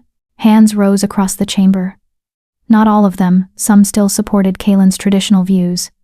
But the majority was clear. All in favor of replacing him with First Beta Kaelin? Far fewer hands, maybe a third of the council. The throne stands, the counselor declared. King Kieran Ashthorne retains full authority. This matter is closed. Kaelin's face went through several expressions: shock, fury, calculation. Then he smoothed it into a mask of acceptance and bowed. The council has spoken. I accept their will. He looked at Kieran with eyes like winter. Congratulations, Your Majesty. You've won this round. This round. Not the war. Just the battle. As the council dispersed, Kieran took my arm gently. Come, we need to talk. Privately, he led me from the chamber, through corridors filled with murmuring wolves, back to his private study with the maps and dreams. Once inside, he locked the door and leaned against it, the king mask falling away to reveal exhaustion. That was dangerous, I said quietly. You risked everything. I know. He moved to the window, staring out at the city. But I had to. Had to prove that I'm not making decisions out of emotion or attachment, that I'm making them because they're right. And did you prove it? To most of them. He turned to look at me, and his expression was complicated. But Kaelin was right about one thing. I am making decisions based on emotion, based on attachment. My heart stuttered. Kieran, let me finish. He crossed to where I stood, stopping close enough that I had to tilt my head back to meet his eyes. 4 weeks ago, you freed me from chains. You burned yourself saving a stranger. You expected nothing in return. Do you know what that did to me? Do you know how rare that is? I've said you're dangerous, that you're my weakness, that I care about you. His hand came up to cup my face, thumb brushing my cheekbone like that night in the study. But I haven't said the whole truth. And you deserve the whole truth. What truth? His gold eyes searched mine, vulnerable in a way I'd never seen. I'm falling in love with you, Stella Whitmore. Maybe I have been since that moment in the forest when you touched silver chains without hesitation. Maybe it happened in the library over riddles and books. Maybe it was tonight, watching you sit beside me with your head high, while wolves whispered about you. His voice dropped to a whisper. I don't know when it happened. I just know that it has. And it terrifies me. The world tilted. You can't. I know I can't. I'm the king. You're human. It's impossible and impractical and will cause political nightmares. His hand fell away. But I also can't lie about it anymore. Can't pretend this is just gratitude or friendship or convenience. Can't keep drawing you in charcoal and telling myself it means nothing. My hands were shaking. Why are you telling me this? Because you deserve honesty. Because I promised myself I wouldn't manipulate you or hide things from you. He stepped back, giving me space. And because I need you to decide something. Stay or go. For real this time. You said I couldn't leave. Life debt. I'm releasing you from it. The words came out firm, final. Right now, the debt is paid. You're free to go wherever you want. I'll give you gold, safe passage, anything you need. Or, he swallowed hard. Or you can stay. Knowing what I just told you. Knowing that if you stay, this becomes complicated and dangerous, and probably impossible. You're asking me to choose. I'm giving you a choice. Maybe the first real choice anyone's given you. His smile was sad. What do you want, Stella? Not what you think you should do. Not what's practical. What do you actually want? I looked at him, this wolf king who'd confessed his feelings, knowing it might drive me away. Who'd given me freedom knowing I might use it to leave. Who'd stood beside me in council and defended my worth to people who thought I had none. And I realized something that should have terrified me. I'd fallen too. Somewhere between the riddles and the library and the midnight conversations. Somewhere between the moment he'd pressed my hand to his chest and said, "You are not broken," and the moment he'd drawn me in charcoal because he couldn't get me out of his mind. I'd fallen for a king who saw me as more than human or weak or invisible. But there was a problem. A massive, devastating problem that Kieran didn't seem to realize. I can't give you what you need, I said quietly. I'm human. Kieran, I can't shift. I can't be a true mate. I can't give you heirs. My voice broke slightly. I'm barren. I always have been. It's why my family. I took a shaky breath. You're the Alpha King. You need a queen who can give you children, can bond with your wolf, can strengthen your bloodline. I can't do any of that. I don't care. You should care. Your kingdom.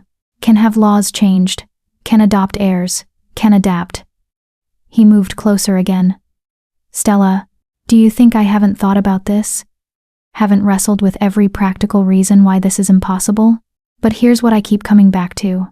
I've spent my entire life doing what's practical, what's expected, what serves the kingdom, and it made me misstellable, made me into someone I didn't recognize. His hand found mine, the scarred one, and held it gently. Then you appeared, and for the first time in years, I felt like myself again. Like Kieran, not just the king. Like a person who mattered beyond his crown. That's not love, that's escape. It's both. His smile was soft. You're my escape and my reality. My weakness and my strength. My impossible choice that somehow feels like the only choice that matters. Tears burned my eyes. This won't work. The court, your people, Kaelin, they'll destroy us. Let them try. His forehead pressed to mine, that gesture of profound intimacy. But Stella, I need you to tell me. What do you want? If nothing else mattered, no politics, no practicality, no fear, what would you choose? And there it was. The question that unraveled me, because the answer was simple and terrifying and true. You, I whispered. I'd choose you. His breath caught. Say it again. I'd choose you, Kieran. Even though it's impossible. Even though it's dangerous. Even though I should run as far and fast as I can. I pulled back to meet his eyes. I'd choose you. Every time. For a moment, neither of us moved. Then Kieran's hand slid into my hair, cradling my head, and he looked at me like I'd just given him something infinitely precious. Then stay, he said. Stay and let me figure out how to make this work. Stay and be impossible with me. Stay and... The door burst open. A guard stood there, breathing hard, face pale. Your Majesty, there's been an incident. Princess Mira, the Eastern Pack princess, she's been attacked. They're calling it an assassination attempt, and they're saying... He swallowed hard. They're saying it was ordered by you. The world stopped. Kieran went very still. Then... What? The Eastern Packs are mobilizing. They're demanding you present yourself for trial. They're saying you tried to kill the princess to prevent the alliance from being revived. The guard's eyes flicked to me.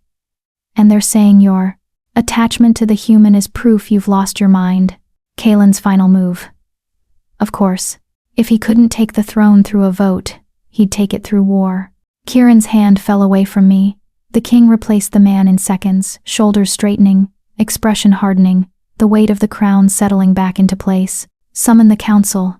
Send ambassadors to the Eastern Packs. I want everyone who can confirm Princess Mira and I had an amicable parting brought forward, and find out who actually ordered the attack. His voice was steel. Someone's trying to start a war. I want to know who. The guard nodded and fled. Kieran turned to me, and the anguish in his eyes broke my heart. I have to go, have to deal with this, have to prove I'm not insane, not a would-be murderer, not... He cupped my face one last time. Stay here, in the study. Don't go anywhere. Kaelin will use this chaos to make a move against you, I know it. Just stay, please. Kieran, I love you, he said urgently. I meant it. Whatever happens next. I meant every word. Then he was gone, leaving me alone in the study with maps and dreams, and the echo of a confession that had just made everything infinitely more complicated. I sank into a chair, my hands shaking. He loved me. I loved him, and the world was about to tear us apart. Chapter 5. The Exile. I waited in Kieran's study for 3 hours. Then the door opened, and it wasn't Kieran who entered. It was Commander Lyris, the ice-blonde enforcer who'd brought me to Thornhold in the first place. Her expression was carefully neutral, but I saw something in her eyes that made my stomach drop. Pity. Miss Whitmore, she said quietly. Please come with me. Where's Kieran? The king is in emergency council. The situation with the Eastern Packs is deteriorating rapidly. She stepped aside, gesturing to the corridor. He's asked me to escort you somewhere safe. Something about her tone set off alarms. Safe where? Please, Miss Whitmore. This will be easier if you cooperate. I stood, my legs unsteady. I want to see Kieran. I want to hear this from him. That's not possible right now. Why not? Lyris's jaw tightened. Because seeing you is exactly what Kalen wants. He's arguing to the council that the king's judgment is compromised, that his attachment to you is clouding his decisions, making him vulnerable to manipulation. She met my eyes. Every moment the king spends with you right now is ammunition for Kalen's case. Surely you see that. I did see it, hated it, but saw it. Where are you taking me? Somewhere away from court. Away from the politics and the danger. She softened slightly. The king wants you protected, Stella. This is how he's chosen to do it. I followed her through corridors that seemed darker than before, down staircases that descended into parts of the fortress I'd never seen. We emerged in a courtyard where a carriage waited simple, unmarked, with 2 guards I didn't recognize. Get in, Lyris said. Not until you tell me where we're going. She sighed. To a villa on the western border. Remote, comfortable, safe. You'll have everything you need: books, supplies, servants. But you'll be away from Thornhold, away from the court, away from him. The word tasted like ashes. You're exiling me. The king is protecting you. By sending me away without even saying goodbye? Lyris's expression cracked slightly. He wanted to come himself, argued for an hour to see you one more time. But Kalen convinced the council it would be seen as the king prioritizing a human over kingdom security, that it would be proof his judgment was compromised. She stepped closer, her voice dropping. He's fighting for you, Stella. But he's also fighting for his throne, for peace with the Eastern Pax, for the stability of the entire kingdom. Right now, the best way he can fight for you is to let you go. The logic was sound. I understood it, even as it broke something inside me. Did he send a message? My voice was smaller than I wanted. Lyris reached into her coat and pulled out a sealed letter. The wax bore Kieran's personal mark, a wolf and thorn intertwined. He said you'd understand. I took the letter with shaking hands but didn't open it. Couldn't, not yet. How long? I asked. I don't know. Weeks, maybe, months. However long it takes to resolve the Eastern Pact situation and prove Kalen's accusations false. She gestured to the carriage. Please, Stella. This is hard enough without making it harder. I climbed into the carriage because what other choice did I have? Fight? Run? Stay and watch Kieran lose everything trying to defend me? As the carriage lurched forward, carrying me away from Thornhold, away from Kieran, I finally opened the letter. His handwriting was rushed, slightly uneven, written in haste and emotion. Stella, I'm sorry. Those are the first words, because they're the truest ones. I'm sorry I couldn't say goodbye. Sorry I couldn't fight harder to keep you here. Sorry I'm sending you away after just confessing that I love you. But I meant what I said. Every word. And because I love you, I need you safe. Kalen is making moves using the Eastern Pact crisis to consolidate power, to paint me as unfit, to position himself for another attempt at the throne. If you stay, you become his primary target. He'll hurt you to hurt me, and I can't. I won't let that happen.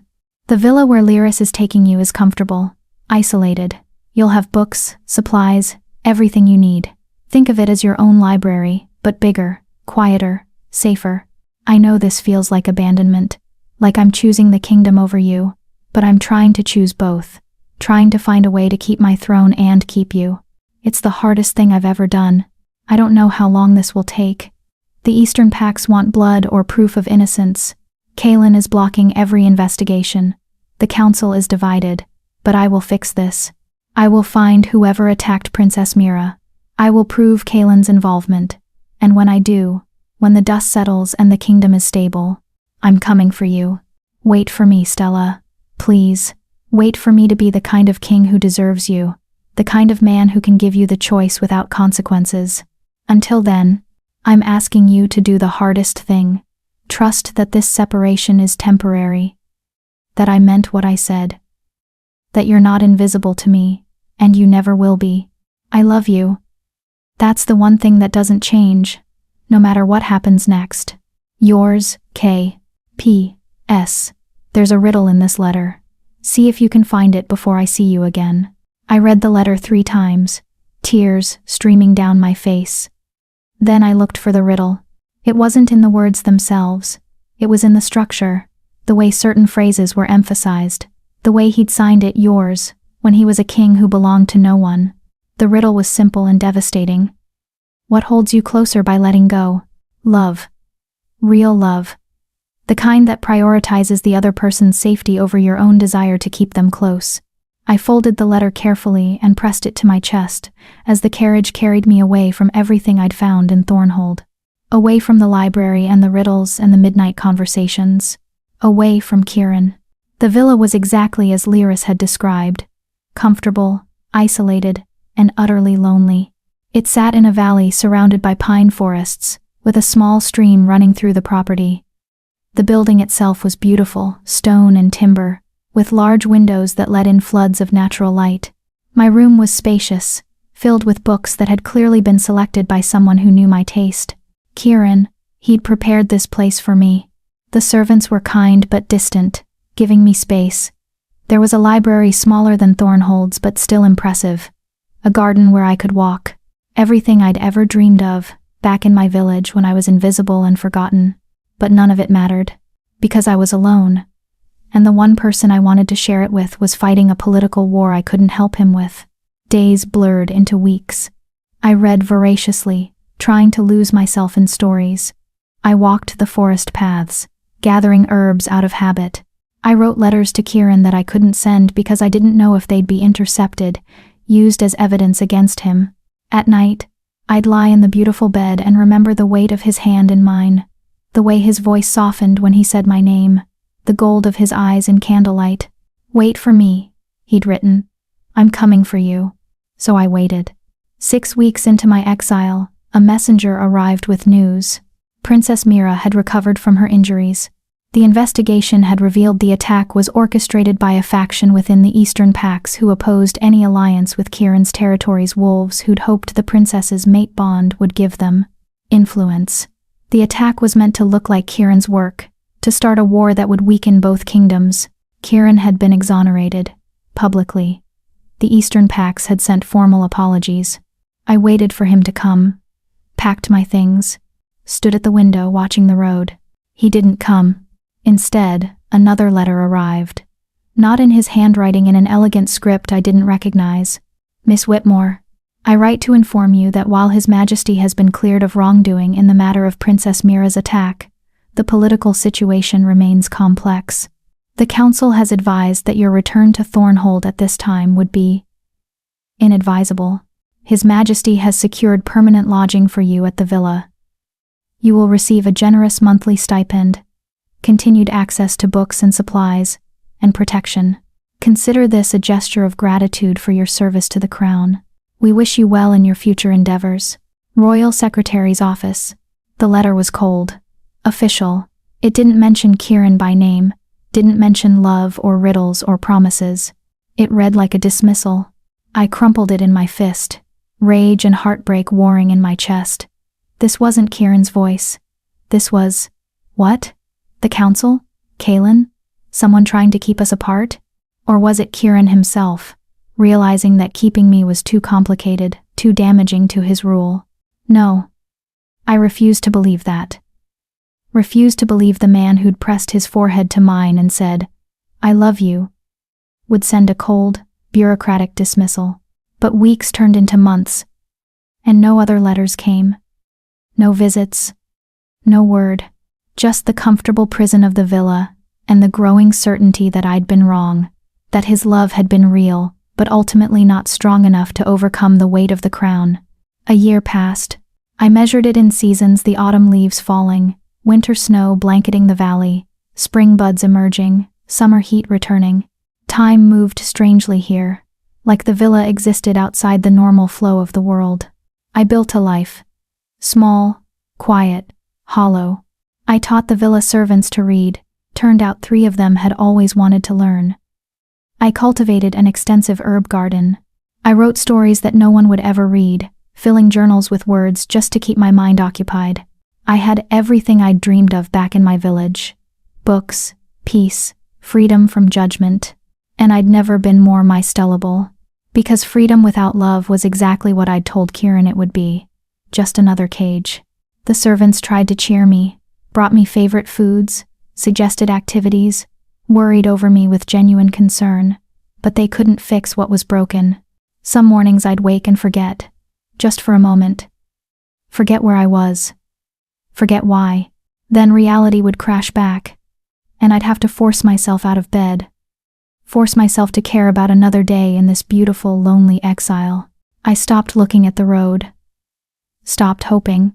If Kieran was coming, he would have come by now. It was late spring, 13 months after I'd left Thornhold, when travelers stopped at the villa, a merchant caravan heading north, asking permission to camp on the property. The servants granted it, and that evening, I heard laughter and music from their campfire. Real, genuine joy. I couldn't remember what that sounded like. I walked down to their camp, drawn by curiosity, or maybe just desperate for new voices, new faces, something to break the monotony. They welcomed me warmly, humans and a few wolves traveling together, trading goods across territories. They shared their fire, their food, their stories, and that's when I heard it.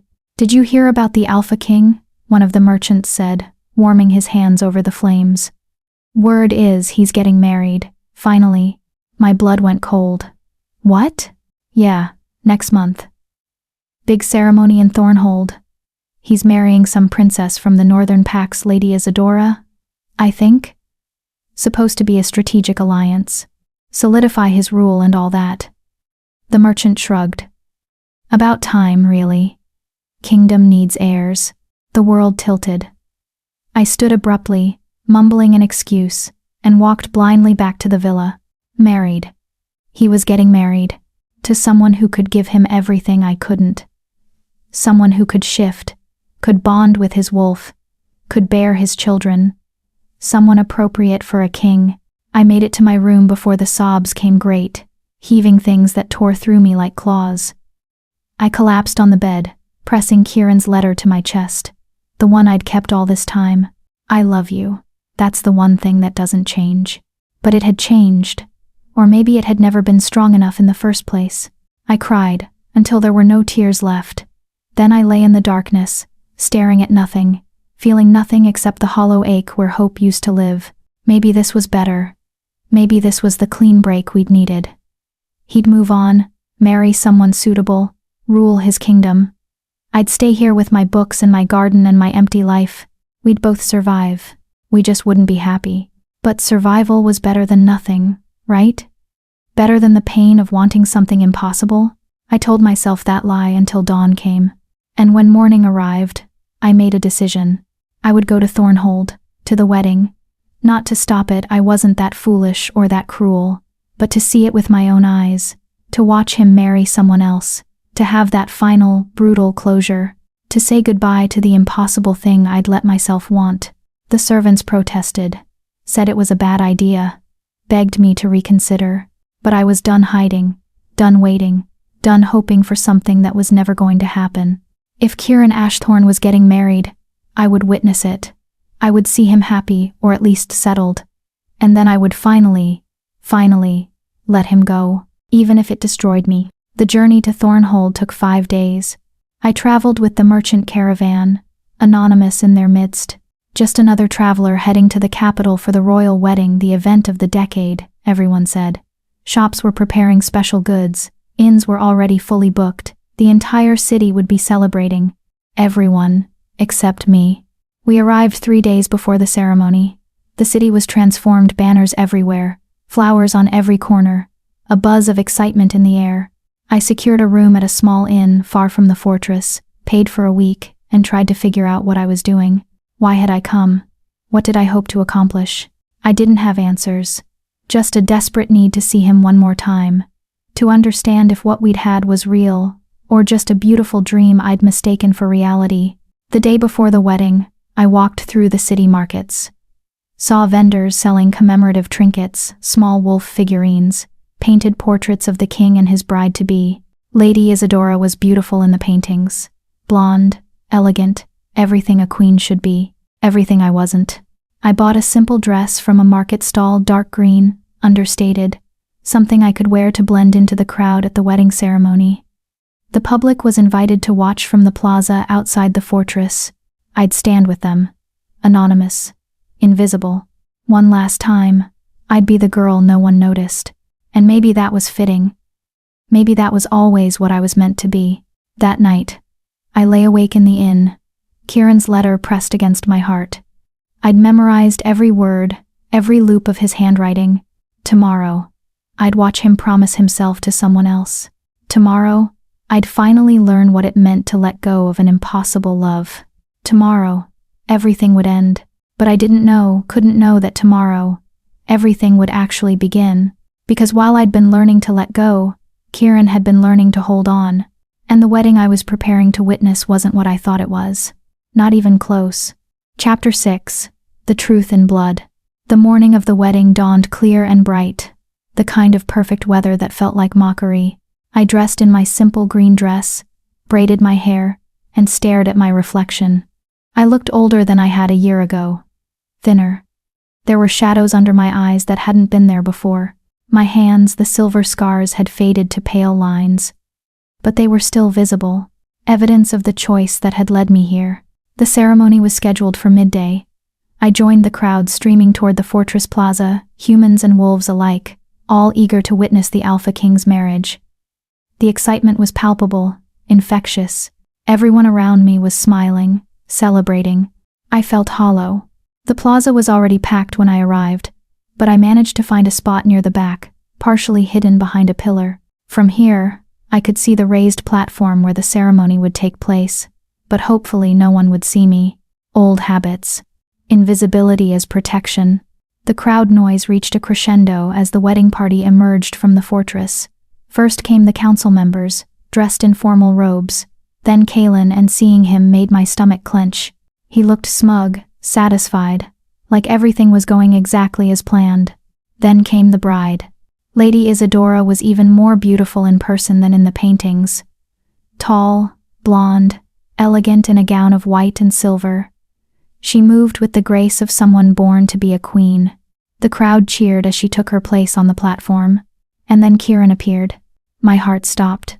He wore black and silver, formal regalia that emphasized his role as king. His dark hair was pulled back, revealing the sharp lines of his face. He moved with that predatory grace I remembered, powerful and controlled. But something was wrong. His expression was empty, not happy, not sad, just blank, like he was going through motions, performing a role. His gold eyes scanned the crowd without really seeing anyone. This wasn't a man in love. This was a man fulfilling an obligation. The ceremony began. A moon priestess different from the one Kalen had bribed. I noted, stepped forward to perform the rites. Her voice carried across the plaza, speaking of bonds and destiny, and the sacred union of alpha and mate. I should look away, should leave. This was torture, watching him promise himself to someone else. But I couldn't move, couldn't breathe, could only stand there and watch my heart break in real time. The priestess began the bonding ritual, the part where the couple would exchange vows, bite each other's wrists to mingle blood, create the mate bond that would tie them together forever. Kieran extended his hand to Isadora. She took it, smiling, and that's when I saw it. His other hand, hidden at his side, was clenched into a fist so tight his knuckles were white. His jaw was tense, and his eyes, those gold eyes, held something that looked like resignation mixed with grief. He didn't want this. Whatever political calculation had led him here, he didn't want this. The priestess raised her hands to begin the final blessing, and then chaos erupted. It happened so fast. Wolves in the crowd suddenly shifted massive beasts with foam at their mouths and madness in their eyes. Not natural shifters. These were rabid, controlled somehow, their movements jerky and wrong. They launched themselves at the platform. The crowd screamed, scattering in all directions. I was shoved backward, nearly trampled, but managed to grab the pillar for support. Through the chaos, I saw Kieran shift instantly, his wolf massive and black, putting himself between the attackers and Isadora. But there were too many, at least a dozen rabid wolves converging on the platform from all sides. This was an assassination attempt, coordinated, planned, and I knew who was behind it. My eyes found Kalen. He stood at the edge of the platform, and while everyone else looked shocked or terrified, he looked focused. Watching. Waiting to see if the wolves would succeed. If Kieran would die, leaving the throne open. The rabid wolves were tearing through the guards. One of them got past Kieran's defenses, lunging for the platform where Isadora stood frozen in terror. I didn't think, didn't plan, just moved. I grabbed a fallen guard's silver dagger, felt the familiar burn against my palm, and threw myself into the chaos. A rabid wolf turned toward me, jaws opening, and I drove the dagger up into its throat. It collapsed, and I yanked the blade free, spinning to face the next threat. Stella, Kieran's voice human again, having shifted back. He was staring at me like I was a ghost, like he couldn't believe what he was seeing. "Behind you!" I screamed. He turned, just as another rabid wolf lunged. He caught it midair, snapping its neck with brutal efficiency. But there were more coming. Too many. I fought my way toward the platform, not because I had any delusions about being useful. I was human, weak. Nothing compared to these wolves. But because Kieran was there, and even after everything, even after a year of silence and abandonment, and watching him promise himself to someone else, I couldn't let him die. I reached the platform steps as Kieran took down 2 more attackers. Our eyes met for one electric moment, his wide with shock, and something that looked like desperate hope. Then I saw the wolf behind him. Saw it crouch, preparing to spring at his exposed back. I didn't hesitate. Threw myself forward, silver dagger raised, and buried it in the wolf's side just as it leaped. The impact sent us both tumbling. I hit the ground hard, felt claws rake across my ribs, felt pain explode through my body. But the wolf was down, the silver in its system spreading like poison. "Stella." Kieran was there, pulling me up, checking me for injuries. His hands were shaking. "What are you? Why are you? Look out!"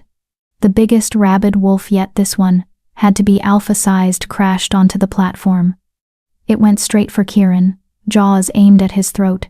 He shifted again, meeting the attack head-on. They collided with bone-crushing force, rolling across the platform in a tangle of claws and teeth. The rabid wolf was strong, but Kieran was stronger, smarter. He got his jaws around its throat and crushed. The rabid wolf went limp. Suddenly, blessedly, it was over. The last of the attackers were down. Guards were securing the perimeter.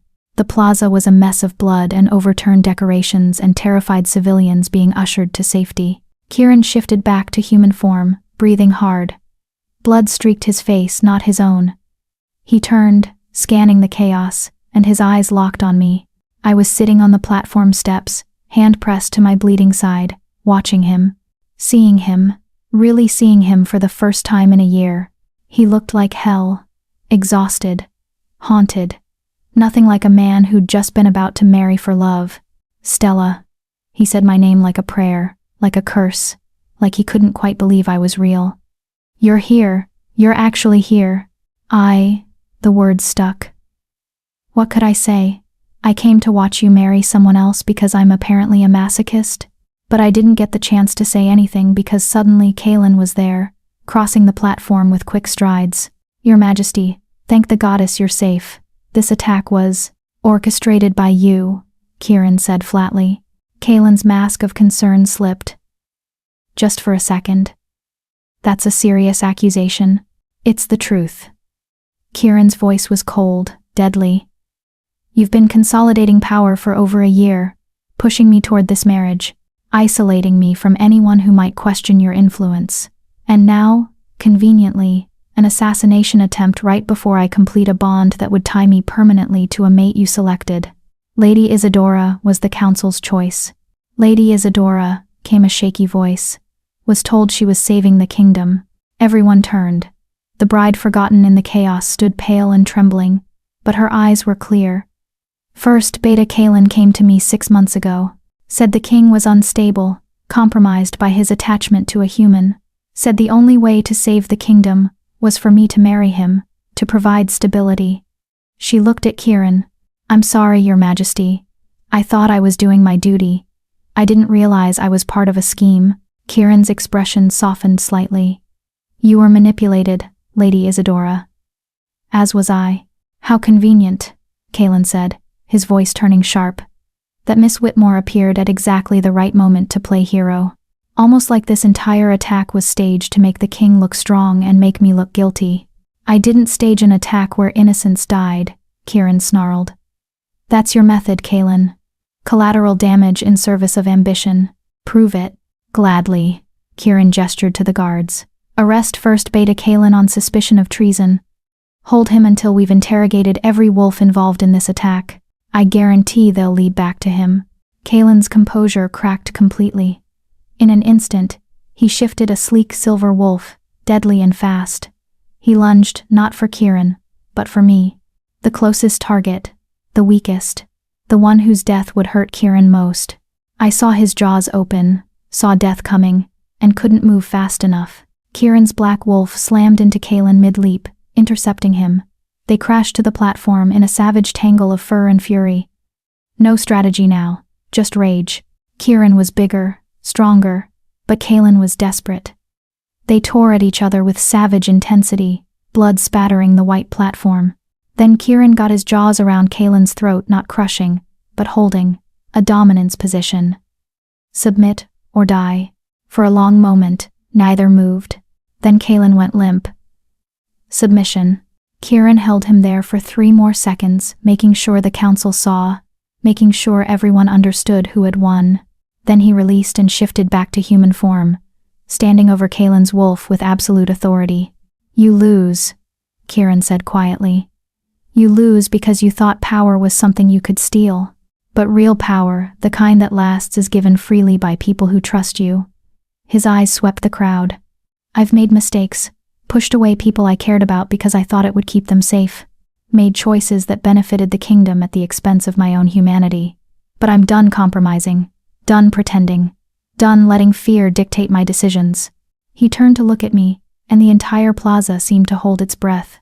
A year ago, Kieran continued, his voice carrying to every corner, a human woman freed me from chains. She burned her hands on silver, expecting nothing in return. She saw me at my weakest and chose mercy. Then I brought her here, let her into my life, and discovered something terrifying. I fell in love with her. Gasps rippled through the crowd. I couldn't breathe. I sent her away because I thought it would protect her, protect my throne, protect the kingdom.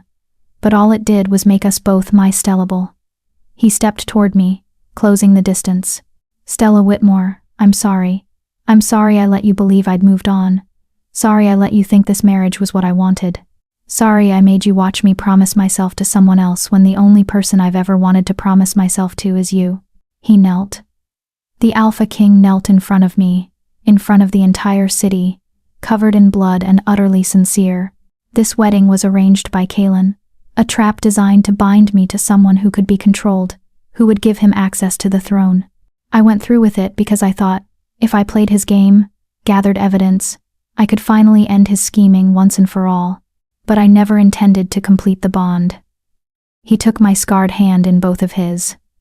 Because my heart isn't free to give. It belongs to you. It's always belonged to you. Tears streamed down my face. You said you were coming for me. I waited. I know. God, I know. And I wanted to. Every single day, I wanted to come to that villa and bring you home. But Kalen was watching everything. Every move I made, every order I gave. If I'd gone to you, he would have used it against me. Would have hurt you to hurt me. His grip tightened. So I stayed away. Gathered evidence. Built my case. And planned to end this today, expose Kalen, stop the wedding, and finally bring you home. I just didn't expect you to show up and save my life first. I laughed a broken, wet sound. I came to say goodbye, to watch you marry someone else so I could finally move on. Don't. His forehead pressed to mine, that gesture of profound intimacy we'd shared before. Don't say goodbye. Don't move on. Stay. Choose me again, Stella. Choose this impossible thing with me. I don't care what the council thinks. I don't care about tradition or bloodlines or what's appropriate for a king. I just care about you. I'm human, I whispered. I can't give you heirs, Can't bond with your wolf, can't. You give me something more valuable than heirs or bonds or tradition. You give me hope. You give me a reason to be more than just a crown and a title." He pulled back to meet my eyes. "I'm changing the laws, Stella. Already started the process.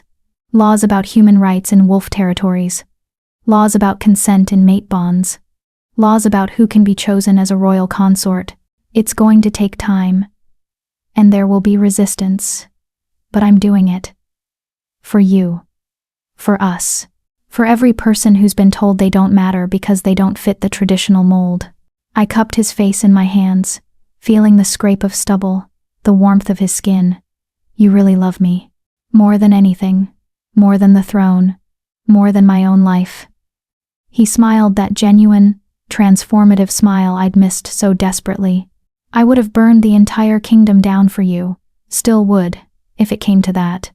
"That's dramatic. I'm a dramatic person. You'll have to get used to it."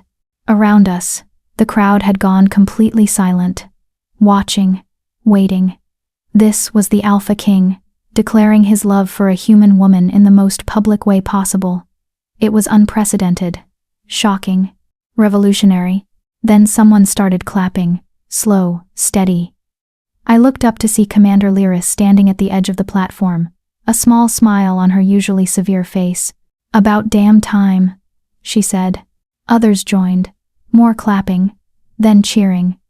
Not everyone. Some wolves looked scandalized, others confused. But enough. Enough to show that maybe, just maybe, the world was ready to change. Kieran stood, pulling me up with him, and addressed the crowd one more time. "The wedding is cancelled," he announced. "Lady Isadora is free to return to her pack with honor, and my sincere apologies for wasting her time. Kaelin will face trial for treason, conspiracy, and attempted murder. And I." He looked at me with such open affection that my heart ached. "I'm going to spend the next several months doing what I should have done a year ago, fighting for the right to choose who I love, regardless of tradition." He turned to me, voice dropping to something only I could hear. "I have to deal with the aftermath of this. The trial, the politics, the cleanup. It's going to take weeks, maybe months. But this time," his thumb brushed my cheek, wiping away tears. "You're not going anywhere. You stay here, in Thornhold. With me. Where you belong. Is that an order, Your Majesty?" "It's a plea." His smile turned soft. "Stay, Stella. Please." I thought about the hollow year at the villa, the empty days and lonelier nights, the way nothing had mattered without him. Then I thought about the library, and the riddles, and the midnight conversations. The way he saw me, truly saw me, and never found me lacking. "I'll stay," I whispered, "but on one condition. Anything. Teach me to fight. Properly. If I'm going to keep throwing myself into battles to save you, I should at least know what I'm doing." He laughed, that beautiful, genuine sound, and pulled me into an embrace that felt like coming home. "Deal," he murmured into my hair. "Though preferably, let's avoid situations where you need to save me. My ego can't take much more. Your ego will survive. Maybe. But my heart won't if I lose you again." We stood there, holding each other while the crowd dispersed and the guards secured Kaelin, and the world slowly returned to something like order. It wasn't perfect. There would be challenges ahead, political battles, wolves who disapproved, laws that needed changing. The council would resist, tradition would push back. Nothing was guaranteed. But Kieran had chosen me, publicly, permanently, irrevocably. And I had chosen him back. The rest we'd figure out together. Chapter 7. The after and the always. The weeks following what the city was now calling the blood wedding passed in a blur of activity. Kaelin's trial was swift and damning. The rabid wolves had been controlled through a combination of dark magic and torture, a practice so forbidden that even his supporters abandoned him when the evidence came to light. He'd planned to kill Kieran, blame it on the rabid wolves, and take the throne as the stabilizing force the kingdom needed. He was sentenced to life imprisonment in silver chains, a poetic justice that Kieran took no pleasure in, but didn't prevent either. "Some people," he'd said quietly, watching the sentence carried out, only understand power. He chose to use it for cruelty. Now he'll understand what it feels like to be powerless.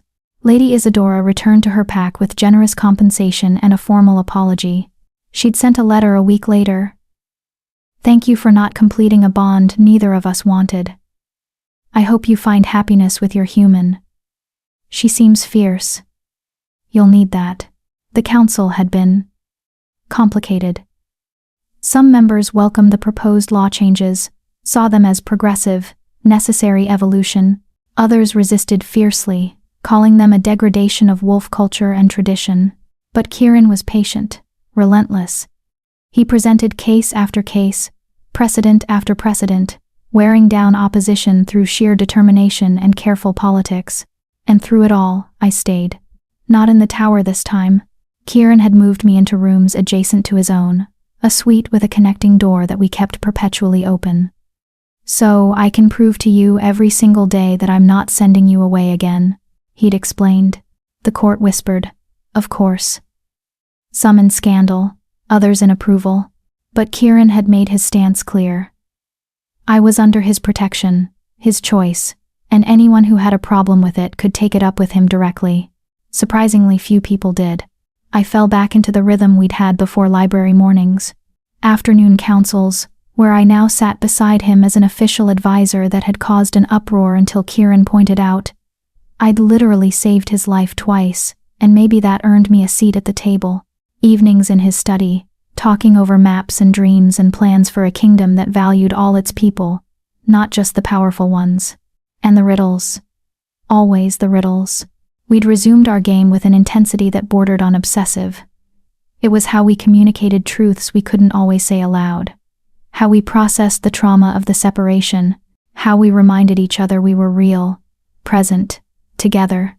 One evening, 3 months after the blood wedding, I was curled in Kieran's study reading when he entered with an odd expression on his face. I have something for you, he said, crossing to his desk and pulling out a small wooden box. I set my book aside. Should I be worried? Possibly. He sat beside me, the box in his hands. Open it. Inside was a ring. Simple silver band with a small wolf carved into it, howling at a crescent moon. It was beautiful in its simplicity, no jewels, no ostentation. Just craftsmanship and meaning. Kieran, it's not what you think, he interrupted quickly. I mean, it is, but it's also not. Let me explain. He took a breath. The council is never going to approve a formal marriage. Not in my lifetime, probably. The laws are changing, but slowly. Years, maybe decades before a human can legally be a royal consort. My heart sank. I know. I've accepted that. But here's the thing. He took the ring from the box, holding it up to the light. There are laws, and then there are promises. Laws can be changed by councils and votes. Promises? He met my eyes. Promises bind stronger than any law. Outlast any kingdom. Can't be broken by anything, except the people who make them. The riddle. The very first riddle I'd told him, all those months ago. What is stronger than steel, yet cannot be seen? I whispered. A promise. He took my left hand, my scarred, silver-burned hand. Stella Whitmore. I can't give you a legal marriage. Can't give you a crown or a title the council recognizes. Can't promise you an easy life or acceptance from everyone or anything resembling normal. But I can promise you this. He slid the ring onto my finger. Perfect fit. I promise to choose you. Every single day. For the rest of my life. I promise to fight for laws that protect you, honor you, give you the rights you deserve. I promise never to send you away again. Never to let politics or duty come between us. Never to forget that you are the person who saved me not just from chains, but from becoming someone I hated. Tears streamed down my face. I promise to love you when it's easy and when it's hard, he continued. When the council approves and when they resist. When the kingdom celebrates us and when they condemn us. I promise to be your partner, your friend, your impossible choice that somehow became inevitable. His voice softened. I can't marry you in the eyes of the law, but in the eyes of every god and goddess that matters, in the truth of my heart, you are my mate, My choice. My always. I couldn't speak. Could only stare at the ring on my finger, at this man who'd found a way to give me everything that mattered even when the law said he couldn't. Stella? His voice held a tremor of uncertainty. Say something. If you don't want this. If it's not enough. I kissed him. It was our first kiss, proper kiss. Not just foreheads touching or hands holding. I poured everything into it. The year of loneliness. The moment I thought I'd lost him.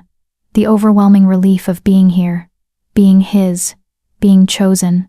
When we finally broke apart, both breathing hard, Kieran's smile was incandescent.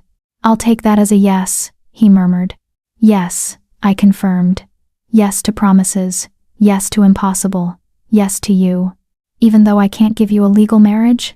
You're giving me something better. I touched the ring, then his face. You're giving me choice. Partnership. A promise that means something because we both chose it. Not because law demands it. I smiled. Besides, I never wanted to be a queen. Too much responsibility. Too many politics. What did you want? This. You. A library. Good conversation. Someone who sees me. I kissed him again. Softer this time. Everything I already have. His arms wrapped around me, pulling me close. I'm going to keep fighting for the legal recognition. Keep pushing the council. Keep changing laws. Not because this promise isn't enough, he pulled back to meet my eyes, but because you deserve to have every option, every protection, every right. Because the next human who falls in love with a wolf should be able to marry them without having to settle for secret promises. So you're doing this for principle? I'm doing this because I love you, and because love shouldn't have to hide or compromise or settle for less than everything. We stayed like that for a long time, wrapped in each other, the ring warm on my finger. Outside, the city bustled with evening activity. Inside, in this room with maps and dreams and each other, we had everything we needed. Eventually, Kieran stirred. I have something else for you. Well, not for you exactly. For us. He stood and crossed to his desk, pulling out a rolled parchment. When he unrolled it, I saw it was a map, but not like his other maps. This one showed a small territory on the western border, near where the villa had been. What is this? Land, he said simply. About 500 acres. Forests, streams, a meadow. And a house well, more of a cottage, but it's private, remote. He looked at me almost shyly. I bought it, had it renovated. It's ours, yours and mine, a place where we can go when the crown gets too heavy, when we need to remember we're people, not just positions. I stared at the map, overwhelmed. You bought us a house. I bought us freedom, within the limits of what's possible. He sat beside me again. I can't leave the kingdom, can't abandon my responsibilities, but I can take breaks, weeks at a time, even. And when I do, I want to spend them with you, away from court, away from politics, just us. A place where you're not the king, a place where I'm just Kieran, and you're just Stella, and we can figure out what that means without the weight of a kingdom watching. It was perfect, impossible and practical at the same time. When can we go? I asked. His laugh was warm. Eager to escape already? Eager to see what our life looks like when it's just ours. Soon, he promised. After Kaelin's sentencing is finalized. After the first round of law changes passes. After... I pressed my finger to his lips, stopping him. After is always going to exist, I said quietly. There's always going to be one more thing, one more responsibility, one more reason to wait. So let's not wait. I met his eyes. Take me there. This weekend. 3 days away from the kingdom. 3 days of being just Kieran and Stella. Can you do that? He searched my face, then nodded slowly. Yes. Yes, I can do that. Good. I kissed him again, this time with promise and heat, and the weight of everything we'd survived to get here. Then it's a date. The cottage was everything Kieran had promised and more. Nestled in a valley surrounded by pine forests, with a stream running nearby, and mountains visible in the distance. It was like something from a fairy tale. Stone and timber construction, with large windows that let in floods of natural light. Inside, it was cozy but spacious, a main room with a fireplace, a kitchen, a bedroom with a view of the stars, and books everywhere, lining the walls, stacked on tables, creating the kind of personal library I'd always dreamed of. "You brought my books from the villa," I said, running my fingers over familiar spines. "I brought everything from the villa." Kieran stood behind me, arms wrapping around my waist, chin resting on my shoulder. "Your journals, your herb collection, everything you'd built there. It belongs here now, with us." We spent 3 days in that cottage, and they were the most peaceful days of my life. We walked the forest paths, gathering herbs and talking about nothing important. We cooked meals together, neither of us particularly skilled but both laughing at our attempts. We read in comfortable silence, curled up by the fire. We made love with the kind of desperate intensity that comes from nearly losing each other.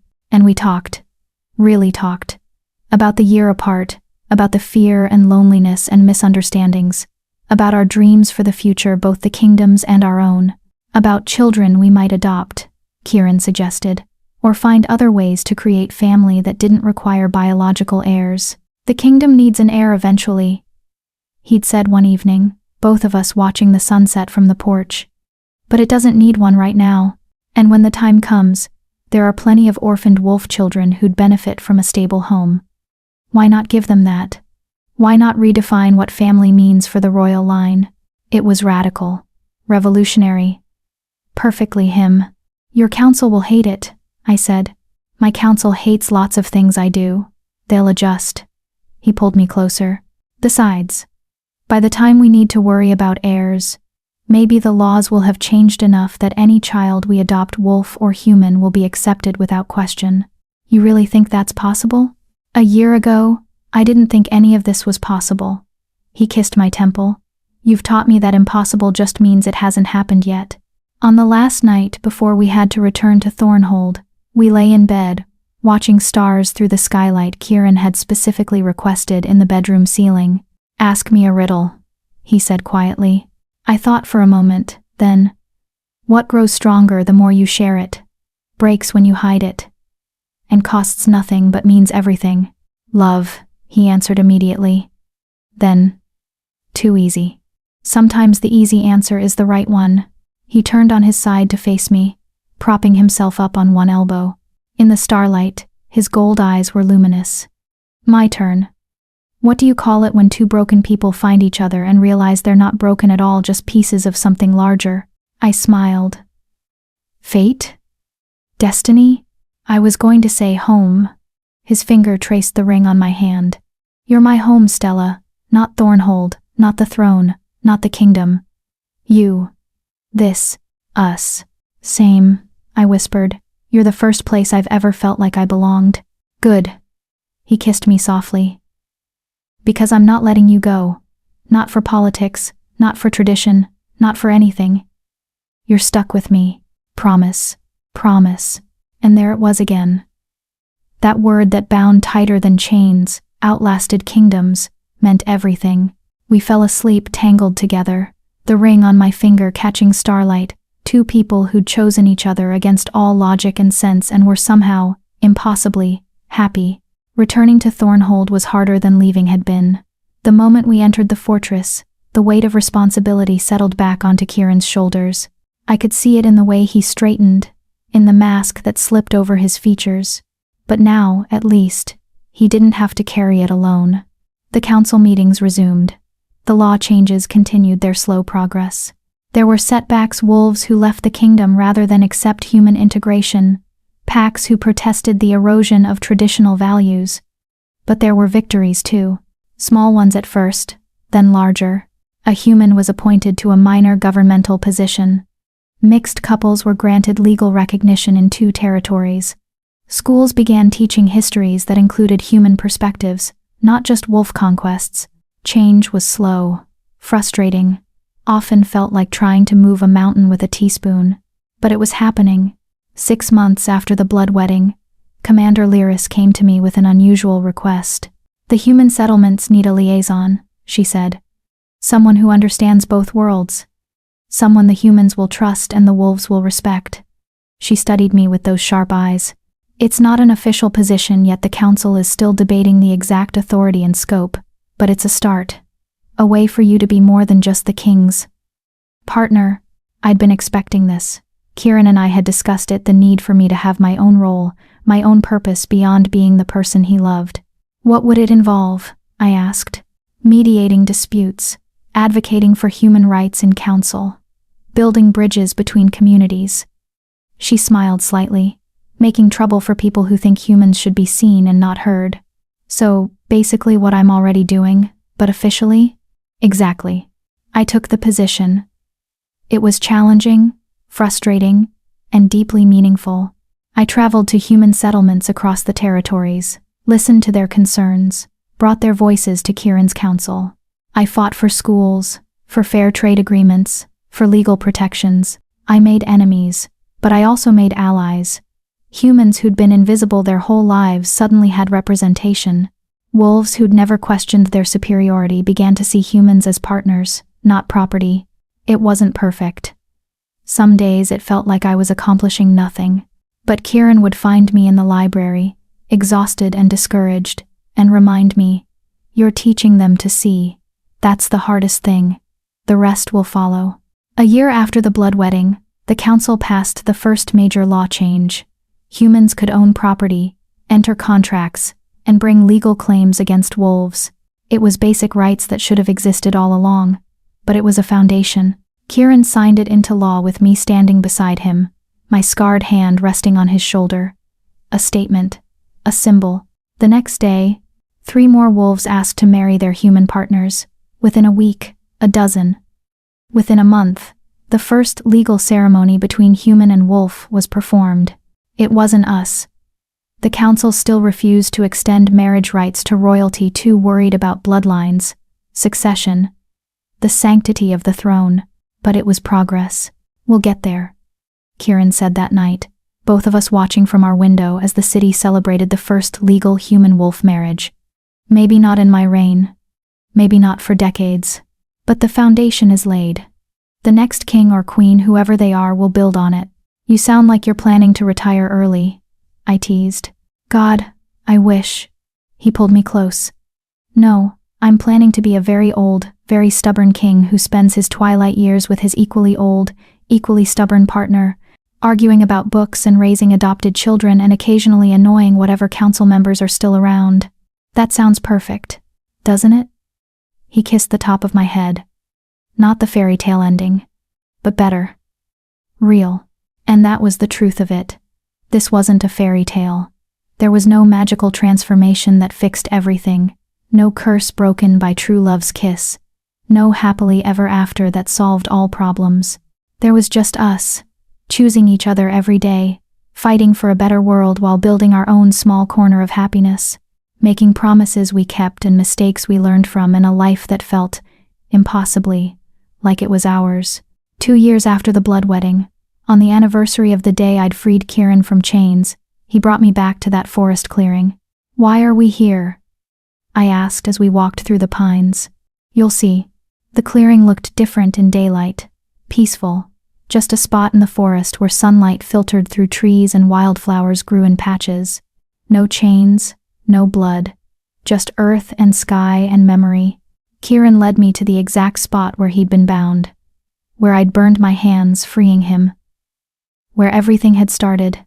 "I brought you here," he said quietly, "because I wanted you to see what you gave me.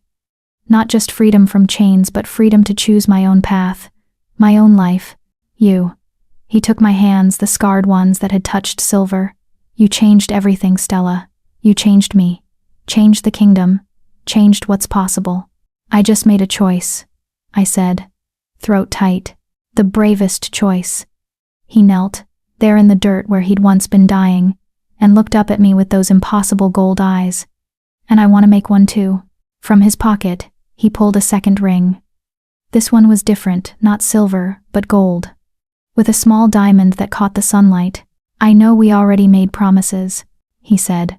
"I know we already chose each other, but I want to choose you again, here, in this place where it all began."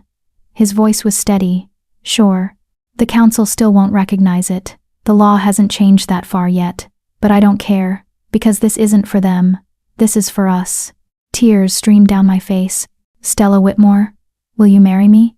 Not legally, not officially, but truly. Will you let me spend the rest of my life proving that you are the single best choice I ever made? I pulled him to his feet and kissed him with everything I had: love and gratitude, and the overwhelming certainty that this impossible thing we'd built was real. Yes, I said against his lips. Yes, and always yes. He slid the ring onto my finger, beside the promise ring. They sat together, symbols of everything we were and everything we were becoming. We were married that evening by the moon priestess who testified against Kaylin, a woman who believed in love over law. She performed the ceremony in a private clearing, with only Commander Lyris and a handful of trusted friends as witnesses. It wasn't legal. Wouldn't be recognized by the kingdom. Didn't change our official status at all. But when Kieran took my hand and said, "I choose you," and I repeated it back, "I choose you," it felt more binding than any law could ever be. We spent our wedding night at the cottage, tangled together under the stars, speaking promises and riddles and truths. And when morning came, we returned to Thornhold, to the work that remained, to the kingdom that still needed changing, to the life we'd built together. It wasn't perfect, but it was ours, and that was enough. More than enough. It was everything. Epilogue. 3 versions. 5 years later, the library at Thornhold had expanded significantly. What was once Kieran's private collection now served as a public resource open to wolves and humans alike, with sections dedicated to histories from both perspectives.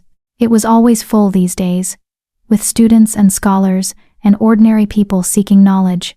I loved seeing it. Loved that the place where Kieran and I had first truly connected now served the kingdom we'd worked so hard to change. I was shelving books in the history section when she found me. "Excuse me? Are you Stella Ashthorne?" I turned to find a young woman, human, maybe 20, with nervous energy and hope burning in her eyes. She held a worn book against her chest like a shield. "Just Stella," I corrected gently. I'd never taken Kieran's name officially, couldn't. Legally, but people used it anyway. A small rebellion that made me smile. "How can I help you? I'm Lena. From the Eastern Settlements." She clutched her book tighter. "I heard you speak last month. About human rights.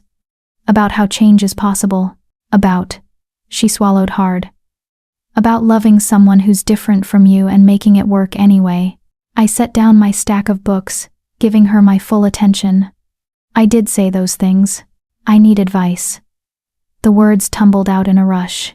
"There's a wolf in my settlement. He's not from any local pack, kind of a loner, I guess. We've been talking for months, and I think..." Her cheeks flushed. "I think I'm falling in love with him, but everyone says it's dangerous. That wolves can't really love humans, that he'll hurt me eventually, that I'm being stupid. What do you think?" I asked quietly. "I think he sees me, really sees me, not as prey or as lesser or as anything except me." Her eyes shimmered. "But I'm scared. What if everyone's right? What if I'm making a mistake?" I thought about a forest clearing and silver chains, and a choice I'd made that had seemed crazy at the time. "Can I tell you something about fear and love and impossible choices?" She nodded eagerly. 5 years ago, I freed a dying wolf from chains. Everyone told me it was stupid, dangerous, that he'd kill me or use me or that nothing good could come from it. I smiled. They were right about it being dangerous. They were wrong about everything else. "So, you're saying I should ignore everyone?" "I'm saying you should listen to yourself, to what you know to be true, not what others assume." I gestured around the library. "Every book in here tells a story. Some are love stories, some are tragedies, some are adventures. But the best ones, the ones that last, are about people who made choices that felt right to them, even when the world said those choices were wrong." Lena looked at her book.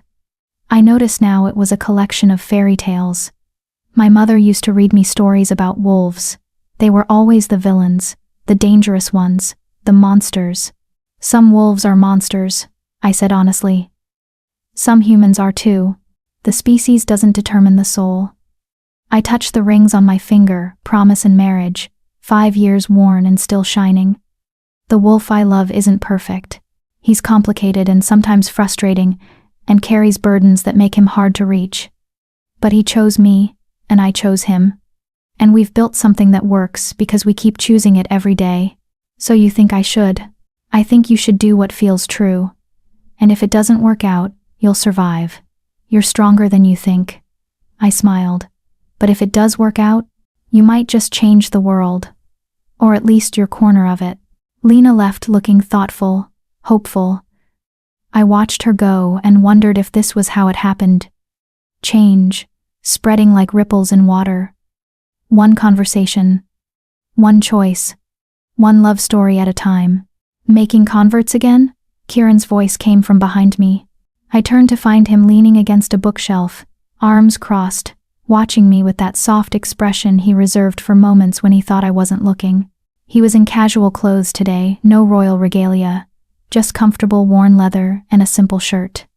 Days like this, when he could move through the library as just another patron, were his favorites. Just giving advice, I said. You're good at it. He crossed to me, pulling me into an embrace that felt as natural as breathing. How much do you want to bet that girl's wolf turns out to be someone interesting? Interesting how? The universe has a sense of humor about these things. Remember when we thought we were the only impossible pair? Now look.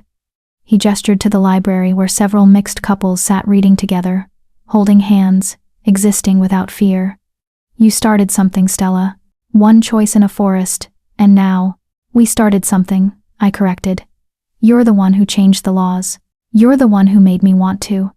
He kissed my forehead, still his favorite gesture of intimacy. Speaking of which, the council approved the final revision. As of next month, humans can hold any governmental position, including advisory roles to the crown. My breath caught. Any position? Any position. His smile was triumphant. Which means your role as human liaison becomes officially recognized. With salary, authority, and a voice in kingdom decisions. They fought it for 5 years, but between the changing demographics and the undeniable success of integration policies, he shrugged. They ran out of arguments. I pressed my face to his chest, overwhelmed. It was such a small thing in some ways, just official recognition of work I'd been doing anyway. But it meant something. Meant the kingdom was finally, truly accepting that humans belonged at the table. There's more, Kieran said quietly. The council also approved the succession law revision. Any child adopted by the crown wolf or human can inherit the throne, provided they're trained in governance and accepted by the council. I pulled back to look at him. You're serious? Completely. Which means, he took my hand, his thumb brushing over the rings. If we wanted to start looking into adoption, we could. No more waiting for the right time or better political circumstances. We can build our family. However, we want it to look. Tears pricked my eyes. We'd talked about this for years, about children, about legacy, about what family meant when you couldn't have biological children together. But it had always been theoretical. Someday, when the laws changed. Now, the laws had changed. I want that, I whispered. I want us to have a family. Good. He kissed me softly. Because I've already started the paperwork.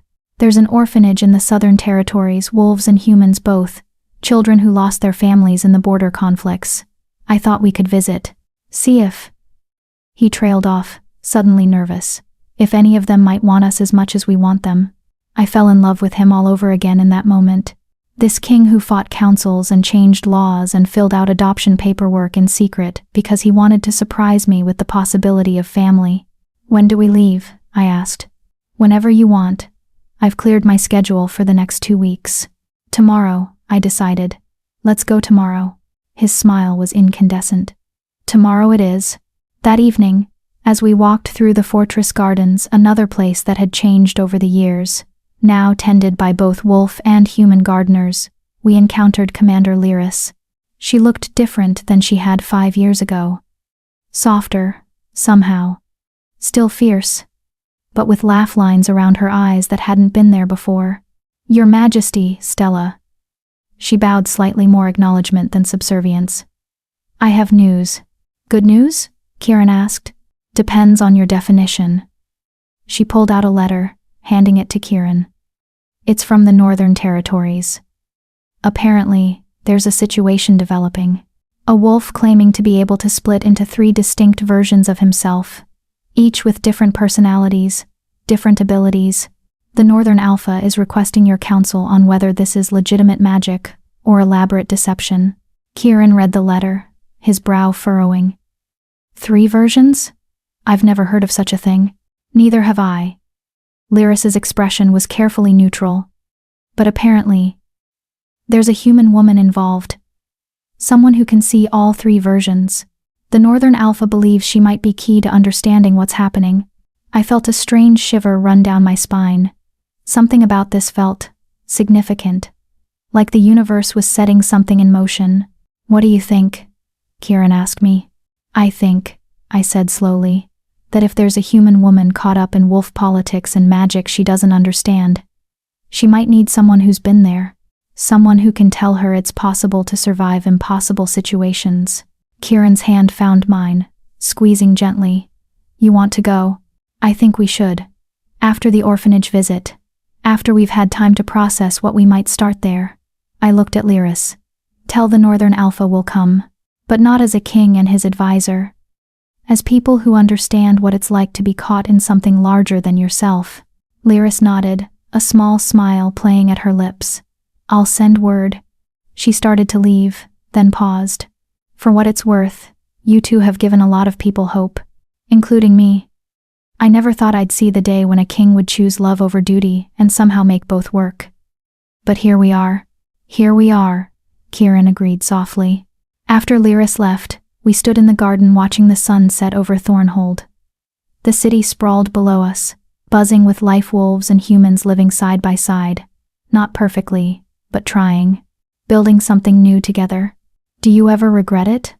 I asked suddenly. Choosing this path? Choosing me? Kieran turned to face me fully, his gold eyes serious. Never. Not once. Not even on the hardest days when the council fights me, or when traditionalists threaten rebellion, or when I'm exhausted from constantly defending choices I shouldn't have to defend. He cupped my face in his hands. You freed me from chains 5 years ago, Stella, but you've spent every day since freeing me from something worse. The belief that I had to be just a crown, just a title, just what others expected. You showed me I could be a king and a person, that I could change the world and still have a life worth living. We did that together, I said. We did that together, he agreed. And we'll do the rest together too. The adoption, the trip north, whatever comes next, because that's what promises mean, not just staying when it's easy, but building when it's hard. I rose on my toes and kissed him as the last light faded from the sky. Around us, the garden came alive with evening sounds, crickets and night birds, and the distant sounds of the city. We'd built something impossible. A love that shouldn't have worked, in a world that said it couldn't exist, between 2 people who'd been told they were wrong for each other. And yet here we were, 5 years later, still choosing each other, still building, still proving that sometimes the impossible things are the only ones worth fighting for. Somewhere in the Northern Territories, another impossible thing was beginning. Another woman was probably terrified, confused, caught up in wolf politics and magic she didn't understand. And when we went to her, when we shared our story, maybe she'd understand what I'd learned in that forest clearing 5 years ago. Sometimes mercy is dangerous. Sometimes kindness damns you. Sometimes loving someone impossible will cost you everything you thought you wanted. But sometimes, just sometimes, it gives you everything you never knew you needed. And that trade? That's always worth making. The end. This story explores themes of choosing love over duty, finding strength in vulnerability, and building families beyond traditional definitions. Stella and Kieran's journey shows that real love isn't about magical transformations that fix everything. It's about 2 people choosing each other every day and fighting to build a world where their love can exist. The epilogue hints at the next story. A human woman encountering a wolf who exists in 3 distinct versions. Like Stella, she'll have to decide if the impossible is worth reaching for. Like Kieran, He'll have to learn that power and control are less important than connection and choice. Some stories end with happily ever after. This one ends with happily ever working, because that's what real love looks like. Not perfection, but partnership. Not ease, but effort that feels worthwhile. May you all find your impossible choice, and may you have the courage to choose it back.